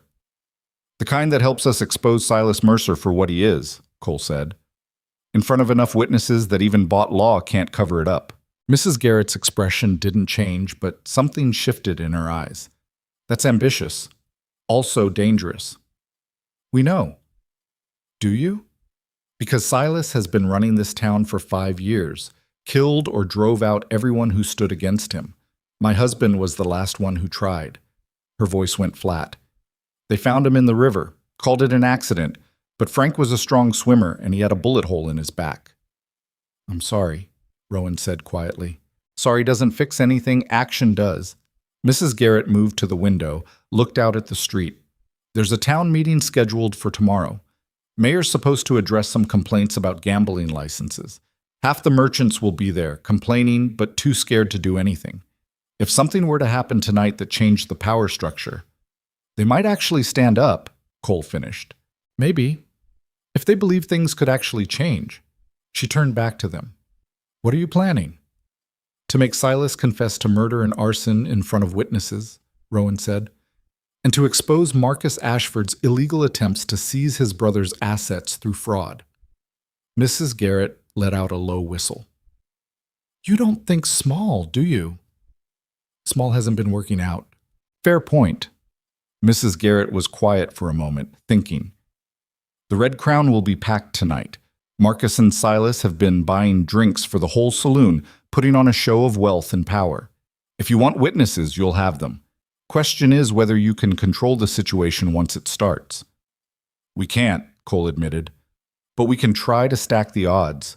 How many people in this town would actually help if they thought it might work? Help how? Fight? Testify? Hide you when it goes bad? Any of those, Mrs. Garrett considered. Maybe a dozen, 2 dozen if you count the ones who'd help quietly. But you'd need to give them reason to believe. Show them that Silas can actually fall. That's the plan. Then you'll need this. She went to a cabinet, pulled out a leather folder. Inside were papers, documents, letters. Frank's investigation notes. Everything he found on Silas before he died. Forged land claims, rigged games, payments to Pike. Couldn't use it because the territorial judge was bought too. But if you had it, along with a confession and enough witnesses, Rowan took the folder carefully. Why are you giving this to us? Because Frank would have wanted someone to finish what he started. And because I'm tired of watching bad men win. Mrs. Garrett's voice was hard. You get Silas to confess, you make it public, you survive the night. I'll make sure every merchant and voter in this town knows what happened. Force them to choose sides when the dust settles. That's a lot of ifs, Cole said. It is, but it's more chance than anyone's had in 5 years. They spent the next hour planning. Mrs. Garrett knew the Red Crown's layout intimately. Her husband had inspected it multiple times during his investigation. She drew them a rough map, marking exits and blind spots. Told them when the crowd would be thickest, when Silas usually held his private meetings. Marcus and his men are staying upstairs, she said. Rooms 3 and 4. Silas keeps the back room for business. That's where they'll be tonight, finalizing whatever deal they're making. How many men does Marcus have with him? Cole asked. 4 that I've seen, plus Silas's 2 sons and whatever local muscle he can call on. She looked at them seriously. You're outnumbered, outgunned, and even if everything goes perfectly, there's a good chance you don't walk out of there alive. We know, Rowan said. Just making sure. Mrs. Garrett folded the map. There's a boy works at the Red Crown, Cal Reed. 14, orphaned, survives on whatever scraps Silas throws him. He hates that place but has nowhere else to go. If you could get him out before things start. We'll try, Cole said. They left the boarding house as full dark settled over Black Hollow. The streets were busy now, men heading to the saloon or the gambling halls, women closing up shops. Nobody paid much attention to Rowan and Cole, just 2 more people in a town that saw plenty of strangers. The Red Crown sat in the center of town, a 2-story building with a wide porch and windows that spilled yellow light into the street. Piano music drifted out, along with laughter and the clink of glasses. Rowan had been here once, years ago, when her father had brought her to collect a debt. She remembered thinking it felt dangerous even then, like walking into an animal's den. Now she was walking in deliberately. They entered through the front door. The main room was packed, cowboys and miners, merchants and gamblers, all crowding around tables or bellying up to the bar. The air was thick with smoke and sweat and whiskey fumes. Nobody looked at them twice. Rowan spotted Cal immediately. He was thin, dark-haired, carrying drinks from the bar to tables with the careful attention of someone who knew spilling meant punishment. When he passed close, Rowan caught his arm. We need to talk, somewhere private. Cal's eyes went wide. I don't know you. Mrs. Garrett sent us. We're here to help. Help with what? Getting you out of here before things get bad. She let go of his arm. There's a room at the boarding house waiting for you, but you need to leave now before... A voice cut across the room, loud and familiar. Well, look what crawled in from the cold. Rowan turned. Silas stood at the bottom of the stairs, dressed in his best clothes, smile wide and poisonous. Behind him, Jacob and Thomas. And behind them, 4 men Rowan didn't recognize but who had Marcus's cold eyes. The saloon went quiet. Even the piano player stopped. Silas descended the stairs slowly, making a show of it. My dear niece and the mysterious Mr. Ashford, I was hoping you'd accept our invitation. We didn't get an invitation, Cole said. Didn't you? That's unfortunate, because my associate and I have been very eager to speak with you both. Silas gestured toward the stairs. At the top, a man appeared who could only be Marcus Ashford. He looked like Cole would in 10 years if bitterness had carved away everything decent. Same height, same build, but where Cole's eyes showed warmth beneath the calculation, Marcus's showed only cold assessment. He descended with the confidence of someone used to owning every room he entered. Little brother, Marcus said, you've led me on quite a chase. You were always better at chasing than building, Cole replied. His hand was near his gun but not touching it. Easier to steal than create. I prefer to think of it as consolidating family assets. Speaking of which, Marcus pulled papers from his coat. I have a territorial judge's signature declaring you unfit to manage your own affairs. Everything you own is now in trust. Under my management, naturally. Those papers are forgeries. Prove it, Marcus smiled. Oh, wait, you can't. Because you're a wanted man. Fraud, embezzlement, theft. The charges are quite detailed. Even if you could reach a court, your word against documented evidence? He shook his head. You should have stayed hidden, Cole. Coming here was a mistake. Maybe. Or maybe it was the only way to end this.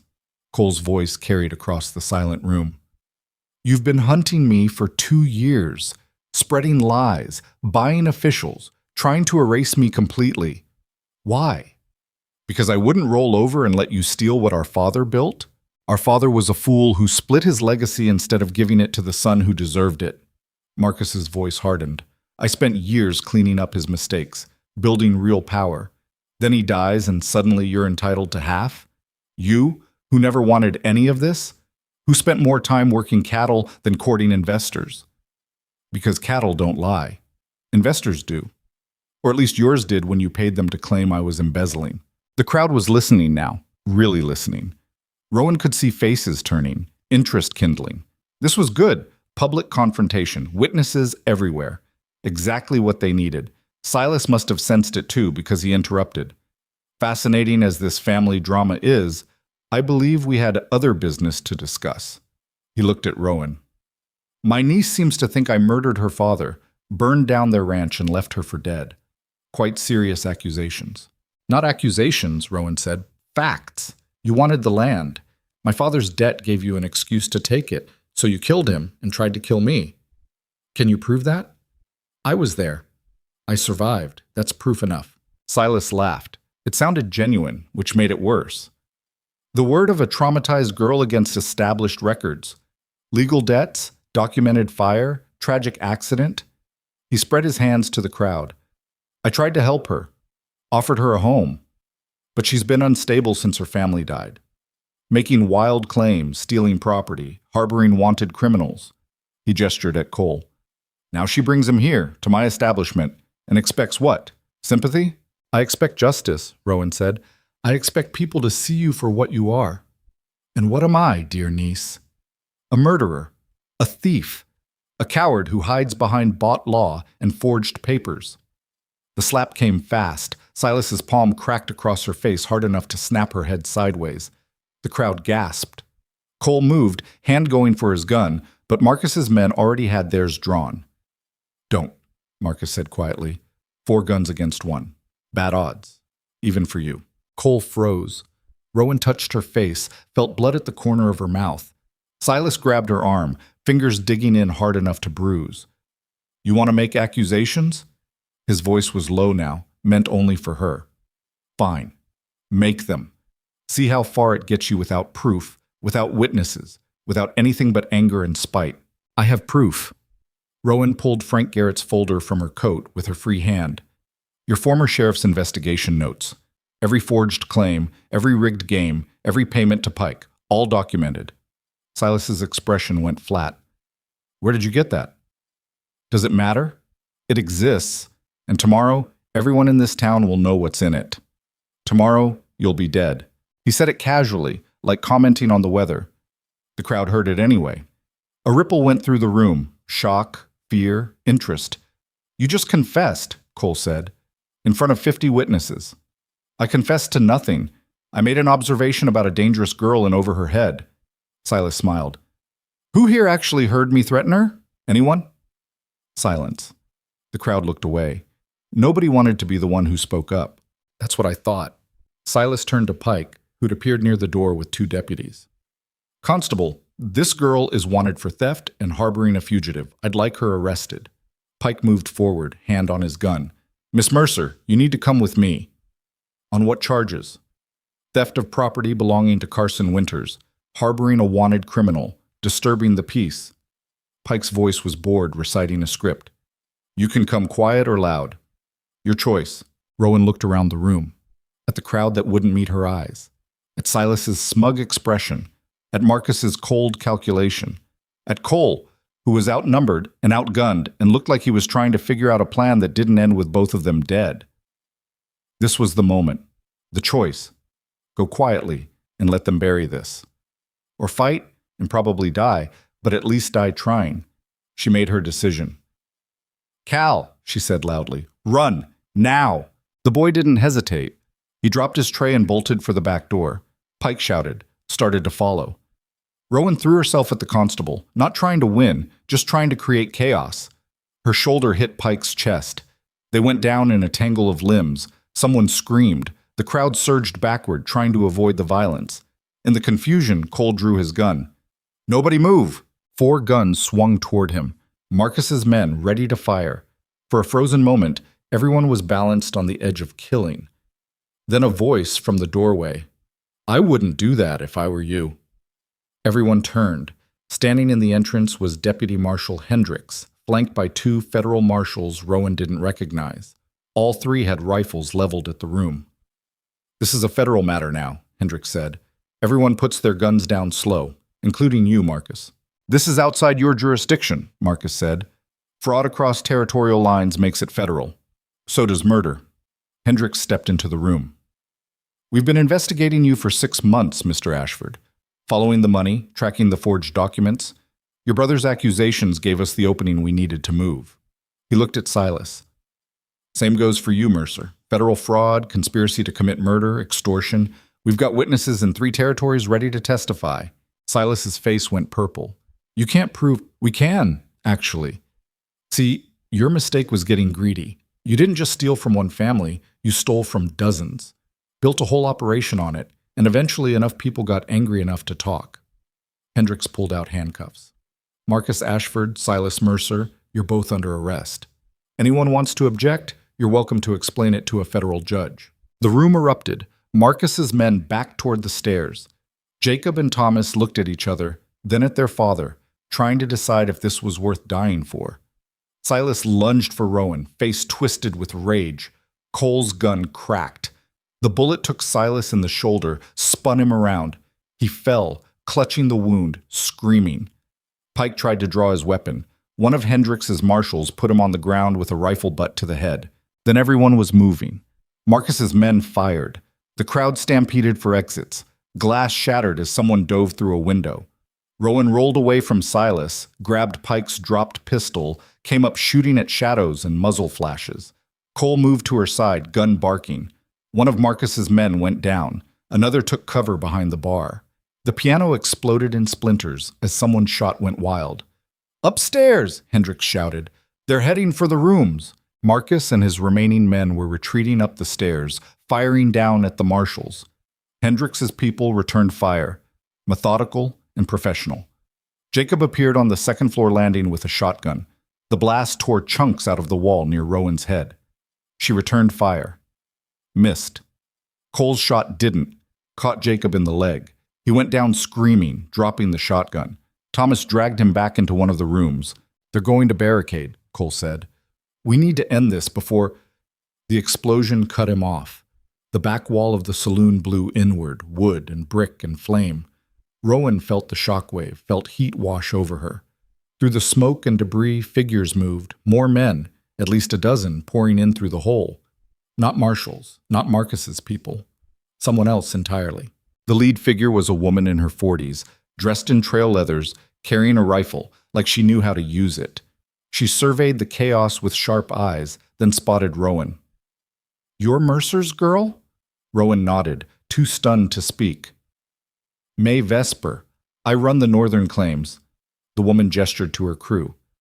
Carson Webb sent word you might need help. Figured we owed Cole Ashford a favor anyway. Where's Marcus? Upstairs, barricaded. Not for long. May turned to her people. Smoke them out. Non-lethal if possible, but I'm not picky. Her crew moved like they'd done this before. Efficient, coordinated, ruthless. 2 of them produced smoke bombs that they lobbed up the stairs. Within seconds, thick gray smoke was billowing from the second floor. Coughing, shouting, then Marcus's men stumbling down, hands up, gagging. Hendricks' marshals took them into custody. May's people cleared the rest of the rooms, dragging out Jacob and Thomas and 3 more of Silas's hired guns. The shooting stopped. The smoke began to clear. In the wreckage of the Red Crown, surrounded by broken glass and splintered wood and groaning prisoners, Rowan finally let herself believe it was over. Cole appeared at her side, soot-streaked and bleeding from a cut on his temple. "You all right?" "I think so. You?" "Stitches are definitely torn, but I'm alive to complain about it, so that's something." He looked around at the destruction. "This didn't go anything like we planned." "No, it went better." Hendricks approached, holstering his weapon. "Miss Mercer, Mr. Ashford, we need statements. All of this," he gestured at the chaos, "needs to be documented for the federal prosecutor." "What about Silas?" Rowan looked to where her uncle sat, holding his wounded shoulder, face gray with pain and fury. "What about justice?" "He'll stand trial. So will Marcus. So will everyone involved." Hendricks met her eyes. "I know it's not the immediate satisfaction you wanted, but it's real justice. Federal courts, real judges, no bought officials. They'll answer for what they did." "And my land? That's civil court. But with Silas's fraud exposed and his claims invalidated, you should be able to reclaim it without much trouble." He paused. "I'm sorry I didn't move faster. We had to build a case that would stick."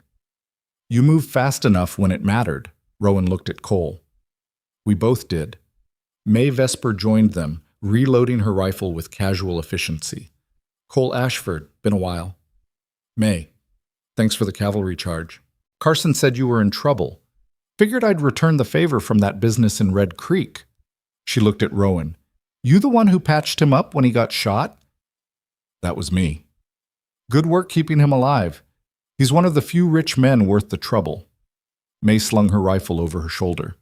"You two planning to rebuild that ranch I heard about?" "That's the plan," Cole said. "Good. Territory needs more people willing to stand up to bullies. You ever need help, you know where to find me." She tipped her hat and walked off to supervise her crew's departure. The next hours blurred together, statements given, wounds tended. The wreckage of the Red Crown slowly cleared. Silas and Marcus were loaded into a prison wagon along with their men. As they were led out, Silas caught Rowan's eyes. "This isn't over," he said. "Even in prison, I have reach." "You have nothing." Rowan's voice was flat. "You took everything from me, my family, my home, years of my life, but I'm still standing and you're in chains. So no, Uncle, this is over. You just haven't figured that out yet." She turned away before he could respond. Didn't watch as the wagon rolled off toward the territorial prison. Didn't care what happened to him next. Cole found her sitting on the boarding house steps as dawn broke.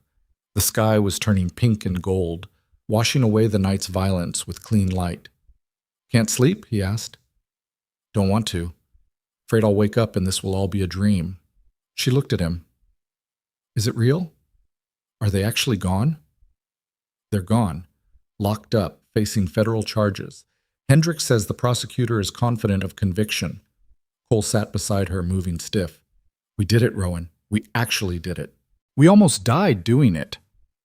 But we didn't. That counts for something." They sat in silence for a while, watching the town wake up. People emerged cautiously, assessing damage, spreading news. The Red Crown was a wreck, but everything else had survived. Already Rowan could hear hammering as someone started repairs. "What happens now?" she asked. "Now we go back to your ranch. File the paperwork to reclaim your land. Start rebuilding." Cole paused. "That is, if you still want a partner." Rowan thought about the question he'd asked before the fight, about whether she wanted him to stay or leave once the dust settled. She thought about the empty barn, the silent nights, the long winters she'd survived alone. "I want a partner," she said, "not someone to rescue me or take over. A real partner. Someone who works beside me, not for me." "I can do that. And I want it in writing. Legal partnership, equal shares, both our names on everything." Cole smiled. "I wouldn't have it any other way." "Then yes, stay. Help me build something that lasts." They shook on it there on the boarding house steps as the sun rose over Black Hollow. It wasn't romantic, wasn't a perfect moment. They were both exhausted and hurt, and probably going to argue about 1,000 details once they started actually working together. But it was real. And real was better than any dream Rowan could have imagined. Mrs. Garrett appeared with coffee and news. "Town meeting's been moved up to this afternoon. People want to talk about new leadership, new laws, cleaning up the corruption. They're asking if you'll speak." Rowan looked at Cole. He shrugged. Your town, your choice. Our town now, she corrected. If we're partners, we're in this together. She turned to Mrs. Garrett. Tell them we'll be there. The meeting was held in the schoolhouse, packed with people who'd been too scared to speak up before. Now, with Silas gone and federal law backing them, courage found its voice. They elected a new constable, established new gambling rules, started talking about incorporation and real government. When Rowan stood to speak, she kept it simple, told them what Silas had done to her family, what Cole had survived from his brother, how corruption had nearly destroyed them both, and how, working together with people like Mae Vesper and Mrs. Garrett, and even Hendricks, they'd found a way to fight back that actually worked. I'm not saying it'll be easy, she finished. Building something real never is, but it's possible. We proved that. Now we have to keep proving it, every day, until this territory is the kind of place where justice means something and hard work matters more than bought influence. The applause was tentative at first, then growing. Not everyone believed. Not everyone would help. But enough did. Enough to matter.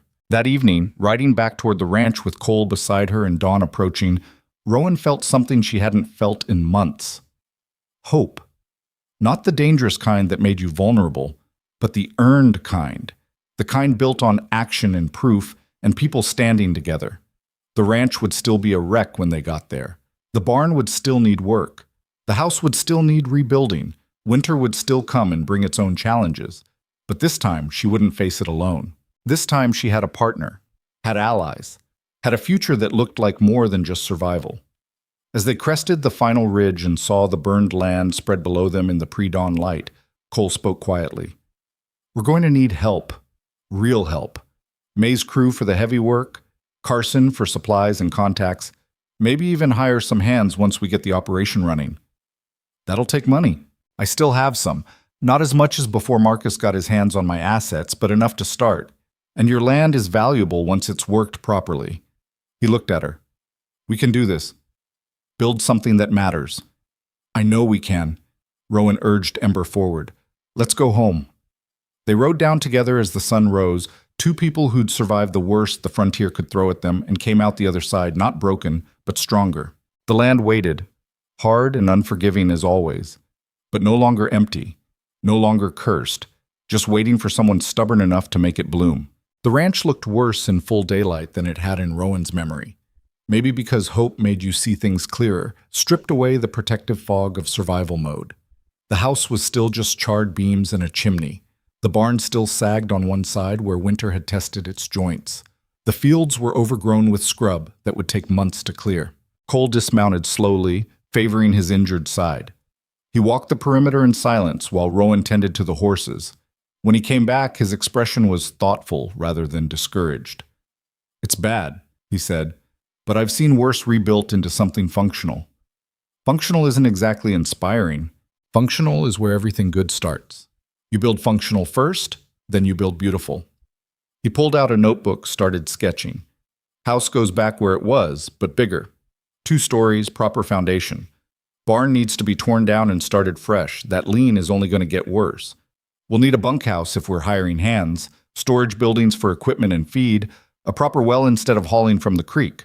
Rowan watched him plan, pencil moving fast across paper. It was strange seeing her land through his eyes, not as a graveyard of what was lost, but as potential for what could be built.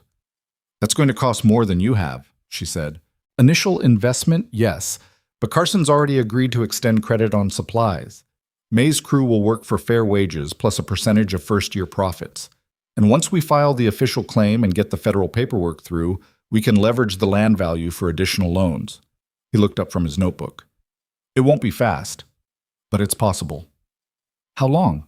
2 years to get fully operational, maybe 3 to turn actual profit. He saw her expression. I know that sounds like forever, but building something that lasts takes time. The question is whether you're willing to put in that time. Rowan thought about the winter she'd survived alone, about the months of just trying to make it to tomorrow. 2 years of actual building instead of barely surviving sounded almost easy by comparison. I'm willing, she said, as long as we're clear that this is partnership, not charity. Equal shares, equal say, both names on the deed. We already agreed. Cole held out his hand. Partners? Partners. They shook on it again, making it real. Then they got to work. The first week was demolition. May's crew arrived 3 days after they got back. 8 men and 2 women who knew their way around construction. Together they tore down what was too damaged to save, sorted salvageable lumber from kindling, cleared the foundation where the new house would go. Cal Reed showed up on the 4th day, riding a borrowed mule and carrying everything he owned in a grain sack. "Mrs. Garrett said you might need help," the boy said. He looked nervous, like he expected to be turned away. "I'm not afraid of hard work, and I got nowhere else to go." Rowan and Cole exchanged glances. They'd talked about hiring eventually, but a 14-year-old orphan wasn't exactly what they'd planned. "You know anything about ranching?" Cole asked. "No, sir, but I learned fast, and I don't eat much." "Everyone eats," Rowan said. "That's not negotiable. You work here, you get fed proper, also get paid. Also get a place to sleep that isn't a saloon storage room." Cal's eyes went wide. "You're serious?" "Dead serious. But the work is hard and the hours are long and we can't afford passengers. You pull your weight or you're gone. Understand?" "Yes, ma'am." "Don't call me ma'am. Makes me feel old. Just Rowan." She looked at Cole. "He can bunk in the barn until we get the bunkhouse built." "Works for me." Cole turned to Cal. "You ever handle livestock?" "Chickens, mostly, and I mucked stalls at the livery sometimes." "Then you start with the horses. Rowan will show you what needs doing." Cal practically vibrated with eagerness. As Rowan led him toward where Ember was picketed, she heard him whisper, "I got a job. A real job." Something in her chest hurt. She remembered being 14, after her mother died, desperate to be useful so her father wouldn't send her away. Remembered that fear of having nowhere to belong. "You got more than a job," she told him. "You got a place, long as you want it." Cal looked at her like she'd handed him the world. "I won't let you down." "I know you won't." The work consumed them. Dawn to dusk, sometimes beyond. Rowan's hands, already calloused from winter, developed new layers of toughness. Her back ached constantly. She fell into bed each night too tired to dream. But it was different from survival work. This was building towards something. Every post set, every board nailed, every stone laid for the foundation was progress you could see and touch. The land was changing under their hands, transforming from battlefield to home. Cole worked beside them, despite his healing wound. The first time Rowan caught him hauling timber he shouldn't be lifting, she confronted him. "You're going to hurt yourself." "I'm fine." "You're bleeding through your shirt." He looked down, saw the red stain spreading across his side. "That's probably not good." "Sit down before you fall down." Again, she re-stitched him in the barn while Cal held the lamp and tried not to look queasy. Cole bore it without complaint, though she could see the pain in the white lines around his mouth. "You're supposed to be the smart one," she said, tying off the thread. "Smart people don't tear their stitches hauling lumber." "Smart people also don't rebuild ranches with a skeleton crew and minimal funding. Yet here we are." "That's different." "How?" "Because the ranch is worth it. You injuring yourself isn't." Cole caught her wrist, gentle. "The ranch is worth it because you're building it. That makes you worth protecting, even from my own stupidity." Rowan felt her face heat. "That doesn't make sense." "Doesn't have to make sense, just has to be true." He let go, leaned back against the hay bale.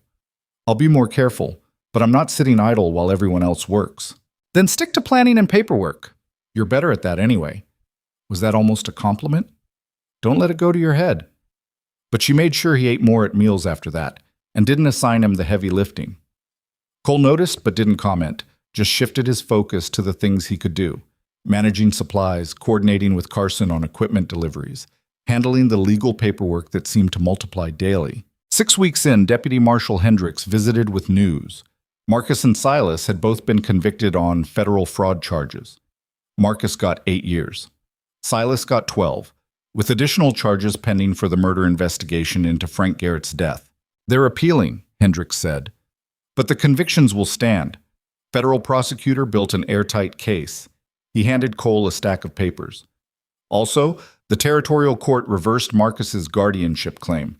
Your assets are fully restored. You're free to access everything he froze." Cole stared at the papers like they might vanish. "Everything?" "Everything. The Triple Cross operation, your mining investments, the cattle contracts, all of it." Hendricks paused. You're a wealthy man again, Mr. Ashford.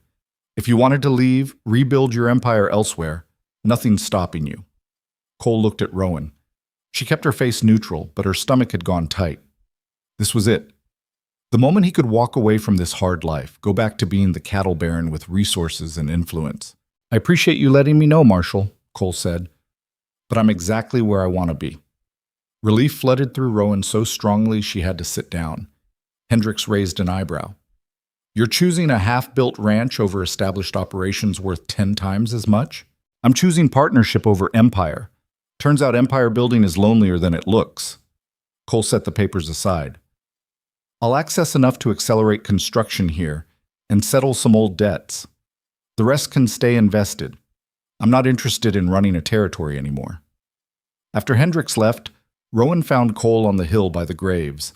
He was staring at the sunset, lost in thought. You meant that? She asked. About staying? Every word. But you could have everything back. The life you built before Marcus. The life I built before was hollow. Big ranches, profitable contracts, people who respected my money, but not necessarily me.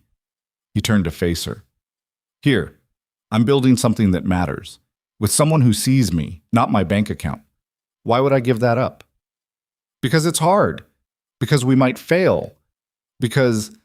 She stopped, frustrated with herself. Because I don't understand why you'd choose this over easy. Easy is overrated, and we're not going to fail.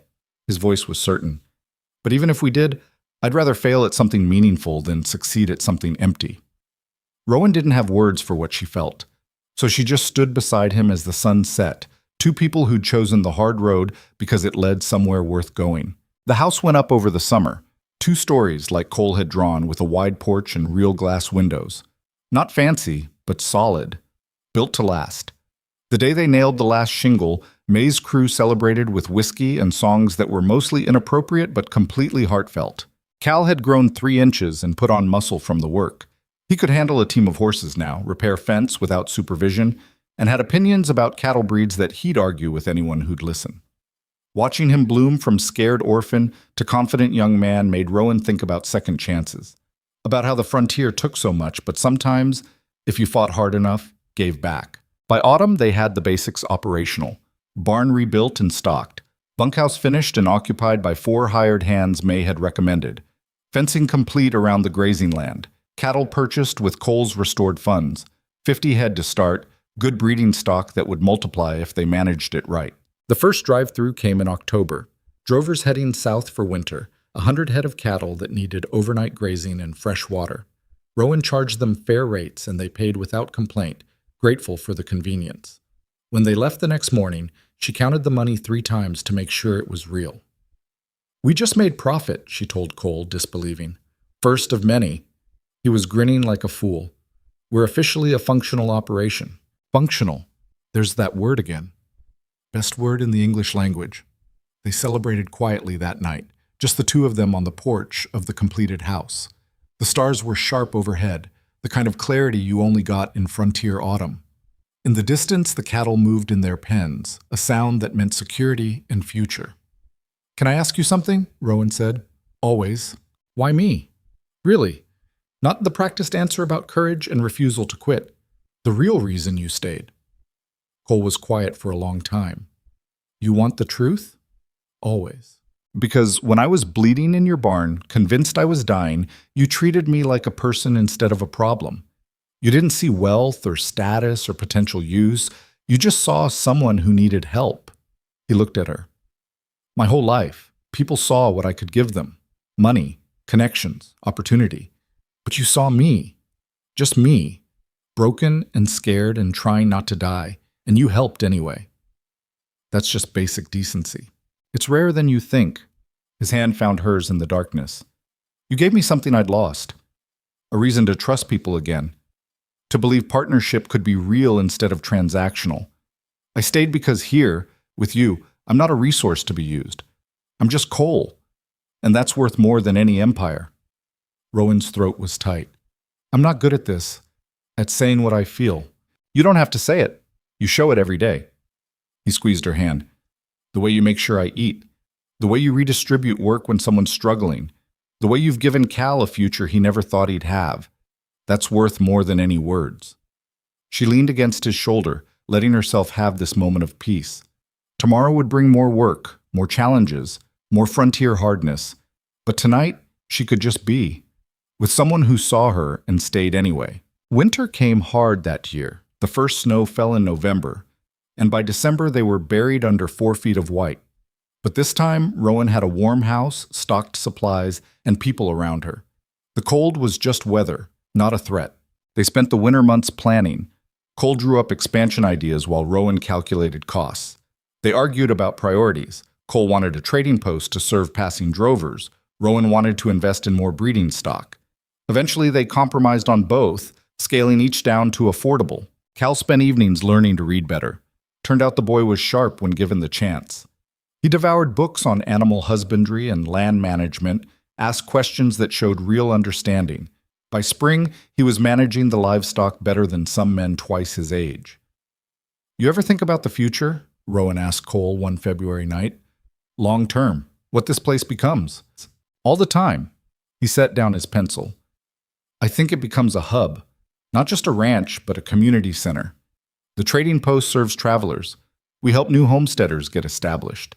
Maybe start a school eventually, give frontier kids a chance at education." "That's ambitious." "So was surviving the winter you went through. So was rebuilding from nothing. We've done impossible before." He paused. "What do you see?" Rowan thought about it. "I see the graves on the hill with flowers instead of just stones. I see children playing where I used to cry. I see this valley full of people helping each other instead of tearing each other down." She looked at him. "I see home. Real home. The kind that doesn't die when people do." "Then that's what we build." Spring brought unexpected visitors.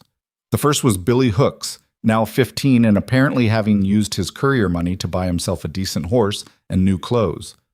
"I came to see if you needed help," he said, "and to say thanks. That money you paid me? I used it to get Pa into a treatment program for his drinking. He's been sober 3 months now, longest stretch since Ma died." Rowan felt something warm in her chest. "That's good, Billy. Real good. It's because of you. You trusted me when you didn't have to. Paid me fair for dangerous work, treated me like I mattered." His voice cracked slightly. "I wanted to pay that forward. Help someone else the way you helped me." They hired him on the spot. Billy fit right in with Cal and the other hands, bringing enthusiasm and surprising competence for someone so young. The second visitor was May Vesper, riding in with news that the territorial legislature was forming. "They want representatives from each region, people who know the land and the challenges." Your name came up. "My name?" Rowan stared. "I'm 18. I barely know how to run a ranch, much less represent a territory. You know how to fight corruption. You know what frontier families need to survive. You've got respect from people who matter." May grinned. "Plus you shot Silas Mercer and lived to tell about it. That counts for something." "I'm not a politician." "Good. We've got enough politicians. What we need are people who'll speak truth even when it's uncomfortable." May's expression turned serious. "The territory is changing, Rowan. Growing. We can either shape that growth or let the same old patterns repeat. Men like Silas taking what they want, the powerful crushing the weak. Or we can build something better." Rowan looked at Cole. He shrugged. "It's your choice. I'll support whatever you decide." She thought about Frank Garrett, trying to investigate corruption and dying for it. Thought about the people in Black Hollow too scared to speak up until someone showed them it was possible. Thought about Cal and Billy, kids who deserved better than the frontier usually offered. "If I do this," she said slowly, "I'm going to make enemies." "You already have enemies," May pointed out. "Might as well make them count for something." "And I won't be some token young woman they parade around. I'll have actual say in decisions." "That's the idea." "Then I'll think about it." May's grin widened. "That's frontier for yes. I'll send the paperwork." After she left, Cole found Rowan staring at the valley. "You're going to do it, aren't you?" "Maybe. If I can figure out how to run a ranch and represent a territory simultaneously. Same way we've done everything else. Together. Division of labor." He moved beside her. "You handle the political side. I'll manage day-to-day operations here. We hire someone to help Cal with the livestock. It's workable." "You'd really do that?" Let me go off to territorial meetings while you stay here doing the hard work? The hard work is making sure frontier families have voices in government, that kids like Cal get fair chances, that women like you aren't told they're too young or too female to matter. His voice was firm. If you can do that, I can absolutely handle cattle and fencing, not even a question. Rowan kissed him. It was sudden and impulsive and probably a terrible idea given they were technically business partners. But his response was immediate and warm, and when they finally pulled apart, both were slightly breathless. That was, Cole started. Overdue, Rowan finished. I was going to say unexpected, but I like your version better. They stood there grinning at each other like idiots until Cal's voice drifted from the barn. Are you two going to help with the evening feed or just stand there looking at each other? Both, Rowan called back. She grabbed Cole's hand. Come on, partner. Work doesn't stop just because we're figuring things out. Best kind of work there is. The territorial appointment came through in April. Rowan traveled to the capital once a month, bringing frontier perspectives to discussions about water rights, homestead requirements, and territorial development. She fought for better schools, fair land claims, and protections for small operations against larger syndicates. Not everyone liked her. Old guard politicians dismissed her as too young, too inexperienced, too idealistic. But enough people listened. Enough votes went her way. Slowly, policy started shifting toward supporting families instead of just corporations. At home, the ranch thrived. Cole expanded the trading post into a full supply depot. Travelers could buy provisions, rent grazing, even stay overnight in the bunkhouse for reasonable rates. Word spread. Traffic increased. Revenue grew.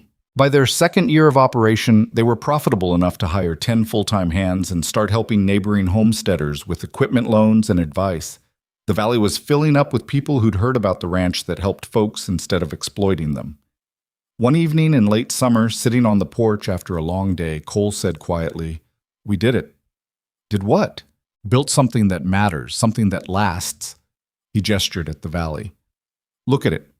5 houses where there used to be none. Children playing, fields planted, people helping each other. This is what winning looks like." Rowan looked at the valley through his eyes. He was right. The burned ranch was gone, replaced by something alive and growing. The girl who'd crawled from the rubble was gone too, replaced by someone stronger and surer.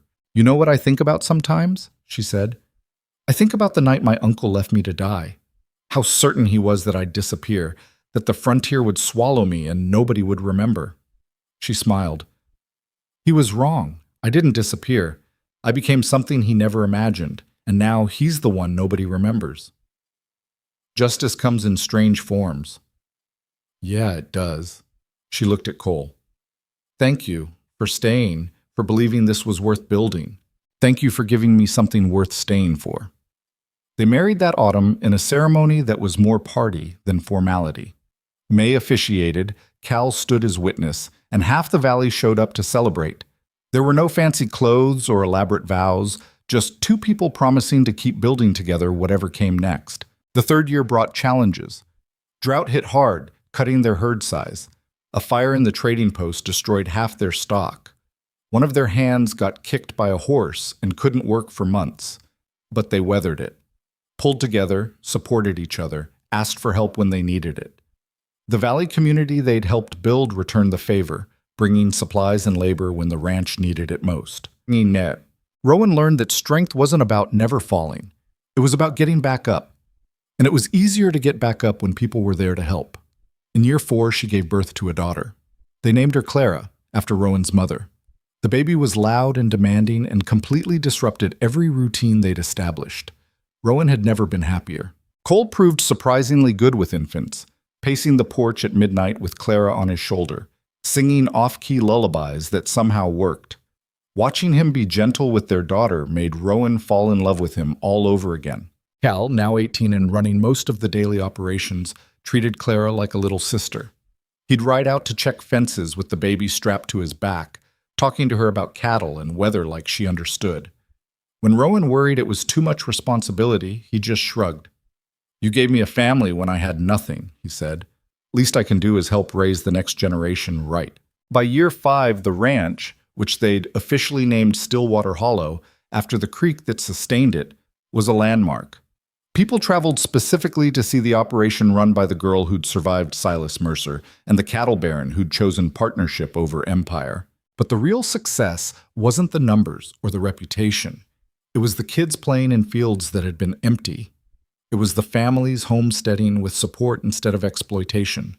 It was the territorial laws protecting small operations from being swallowed by syndicates.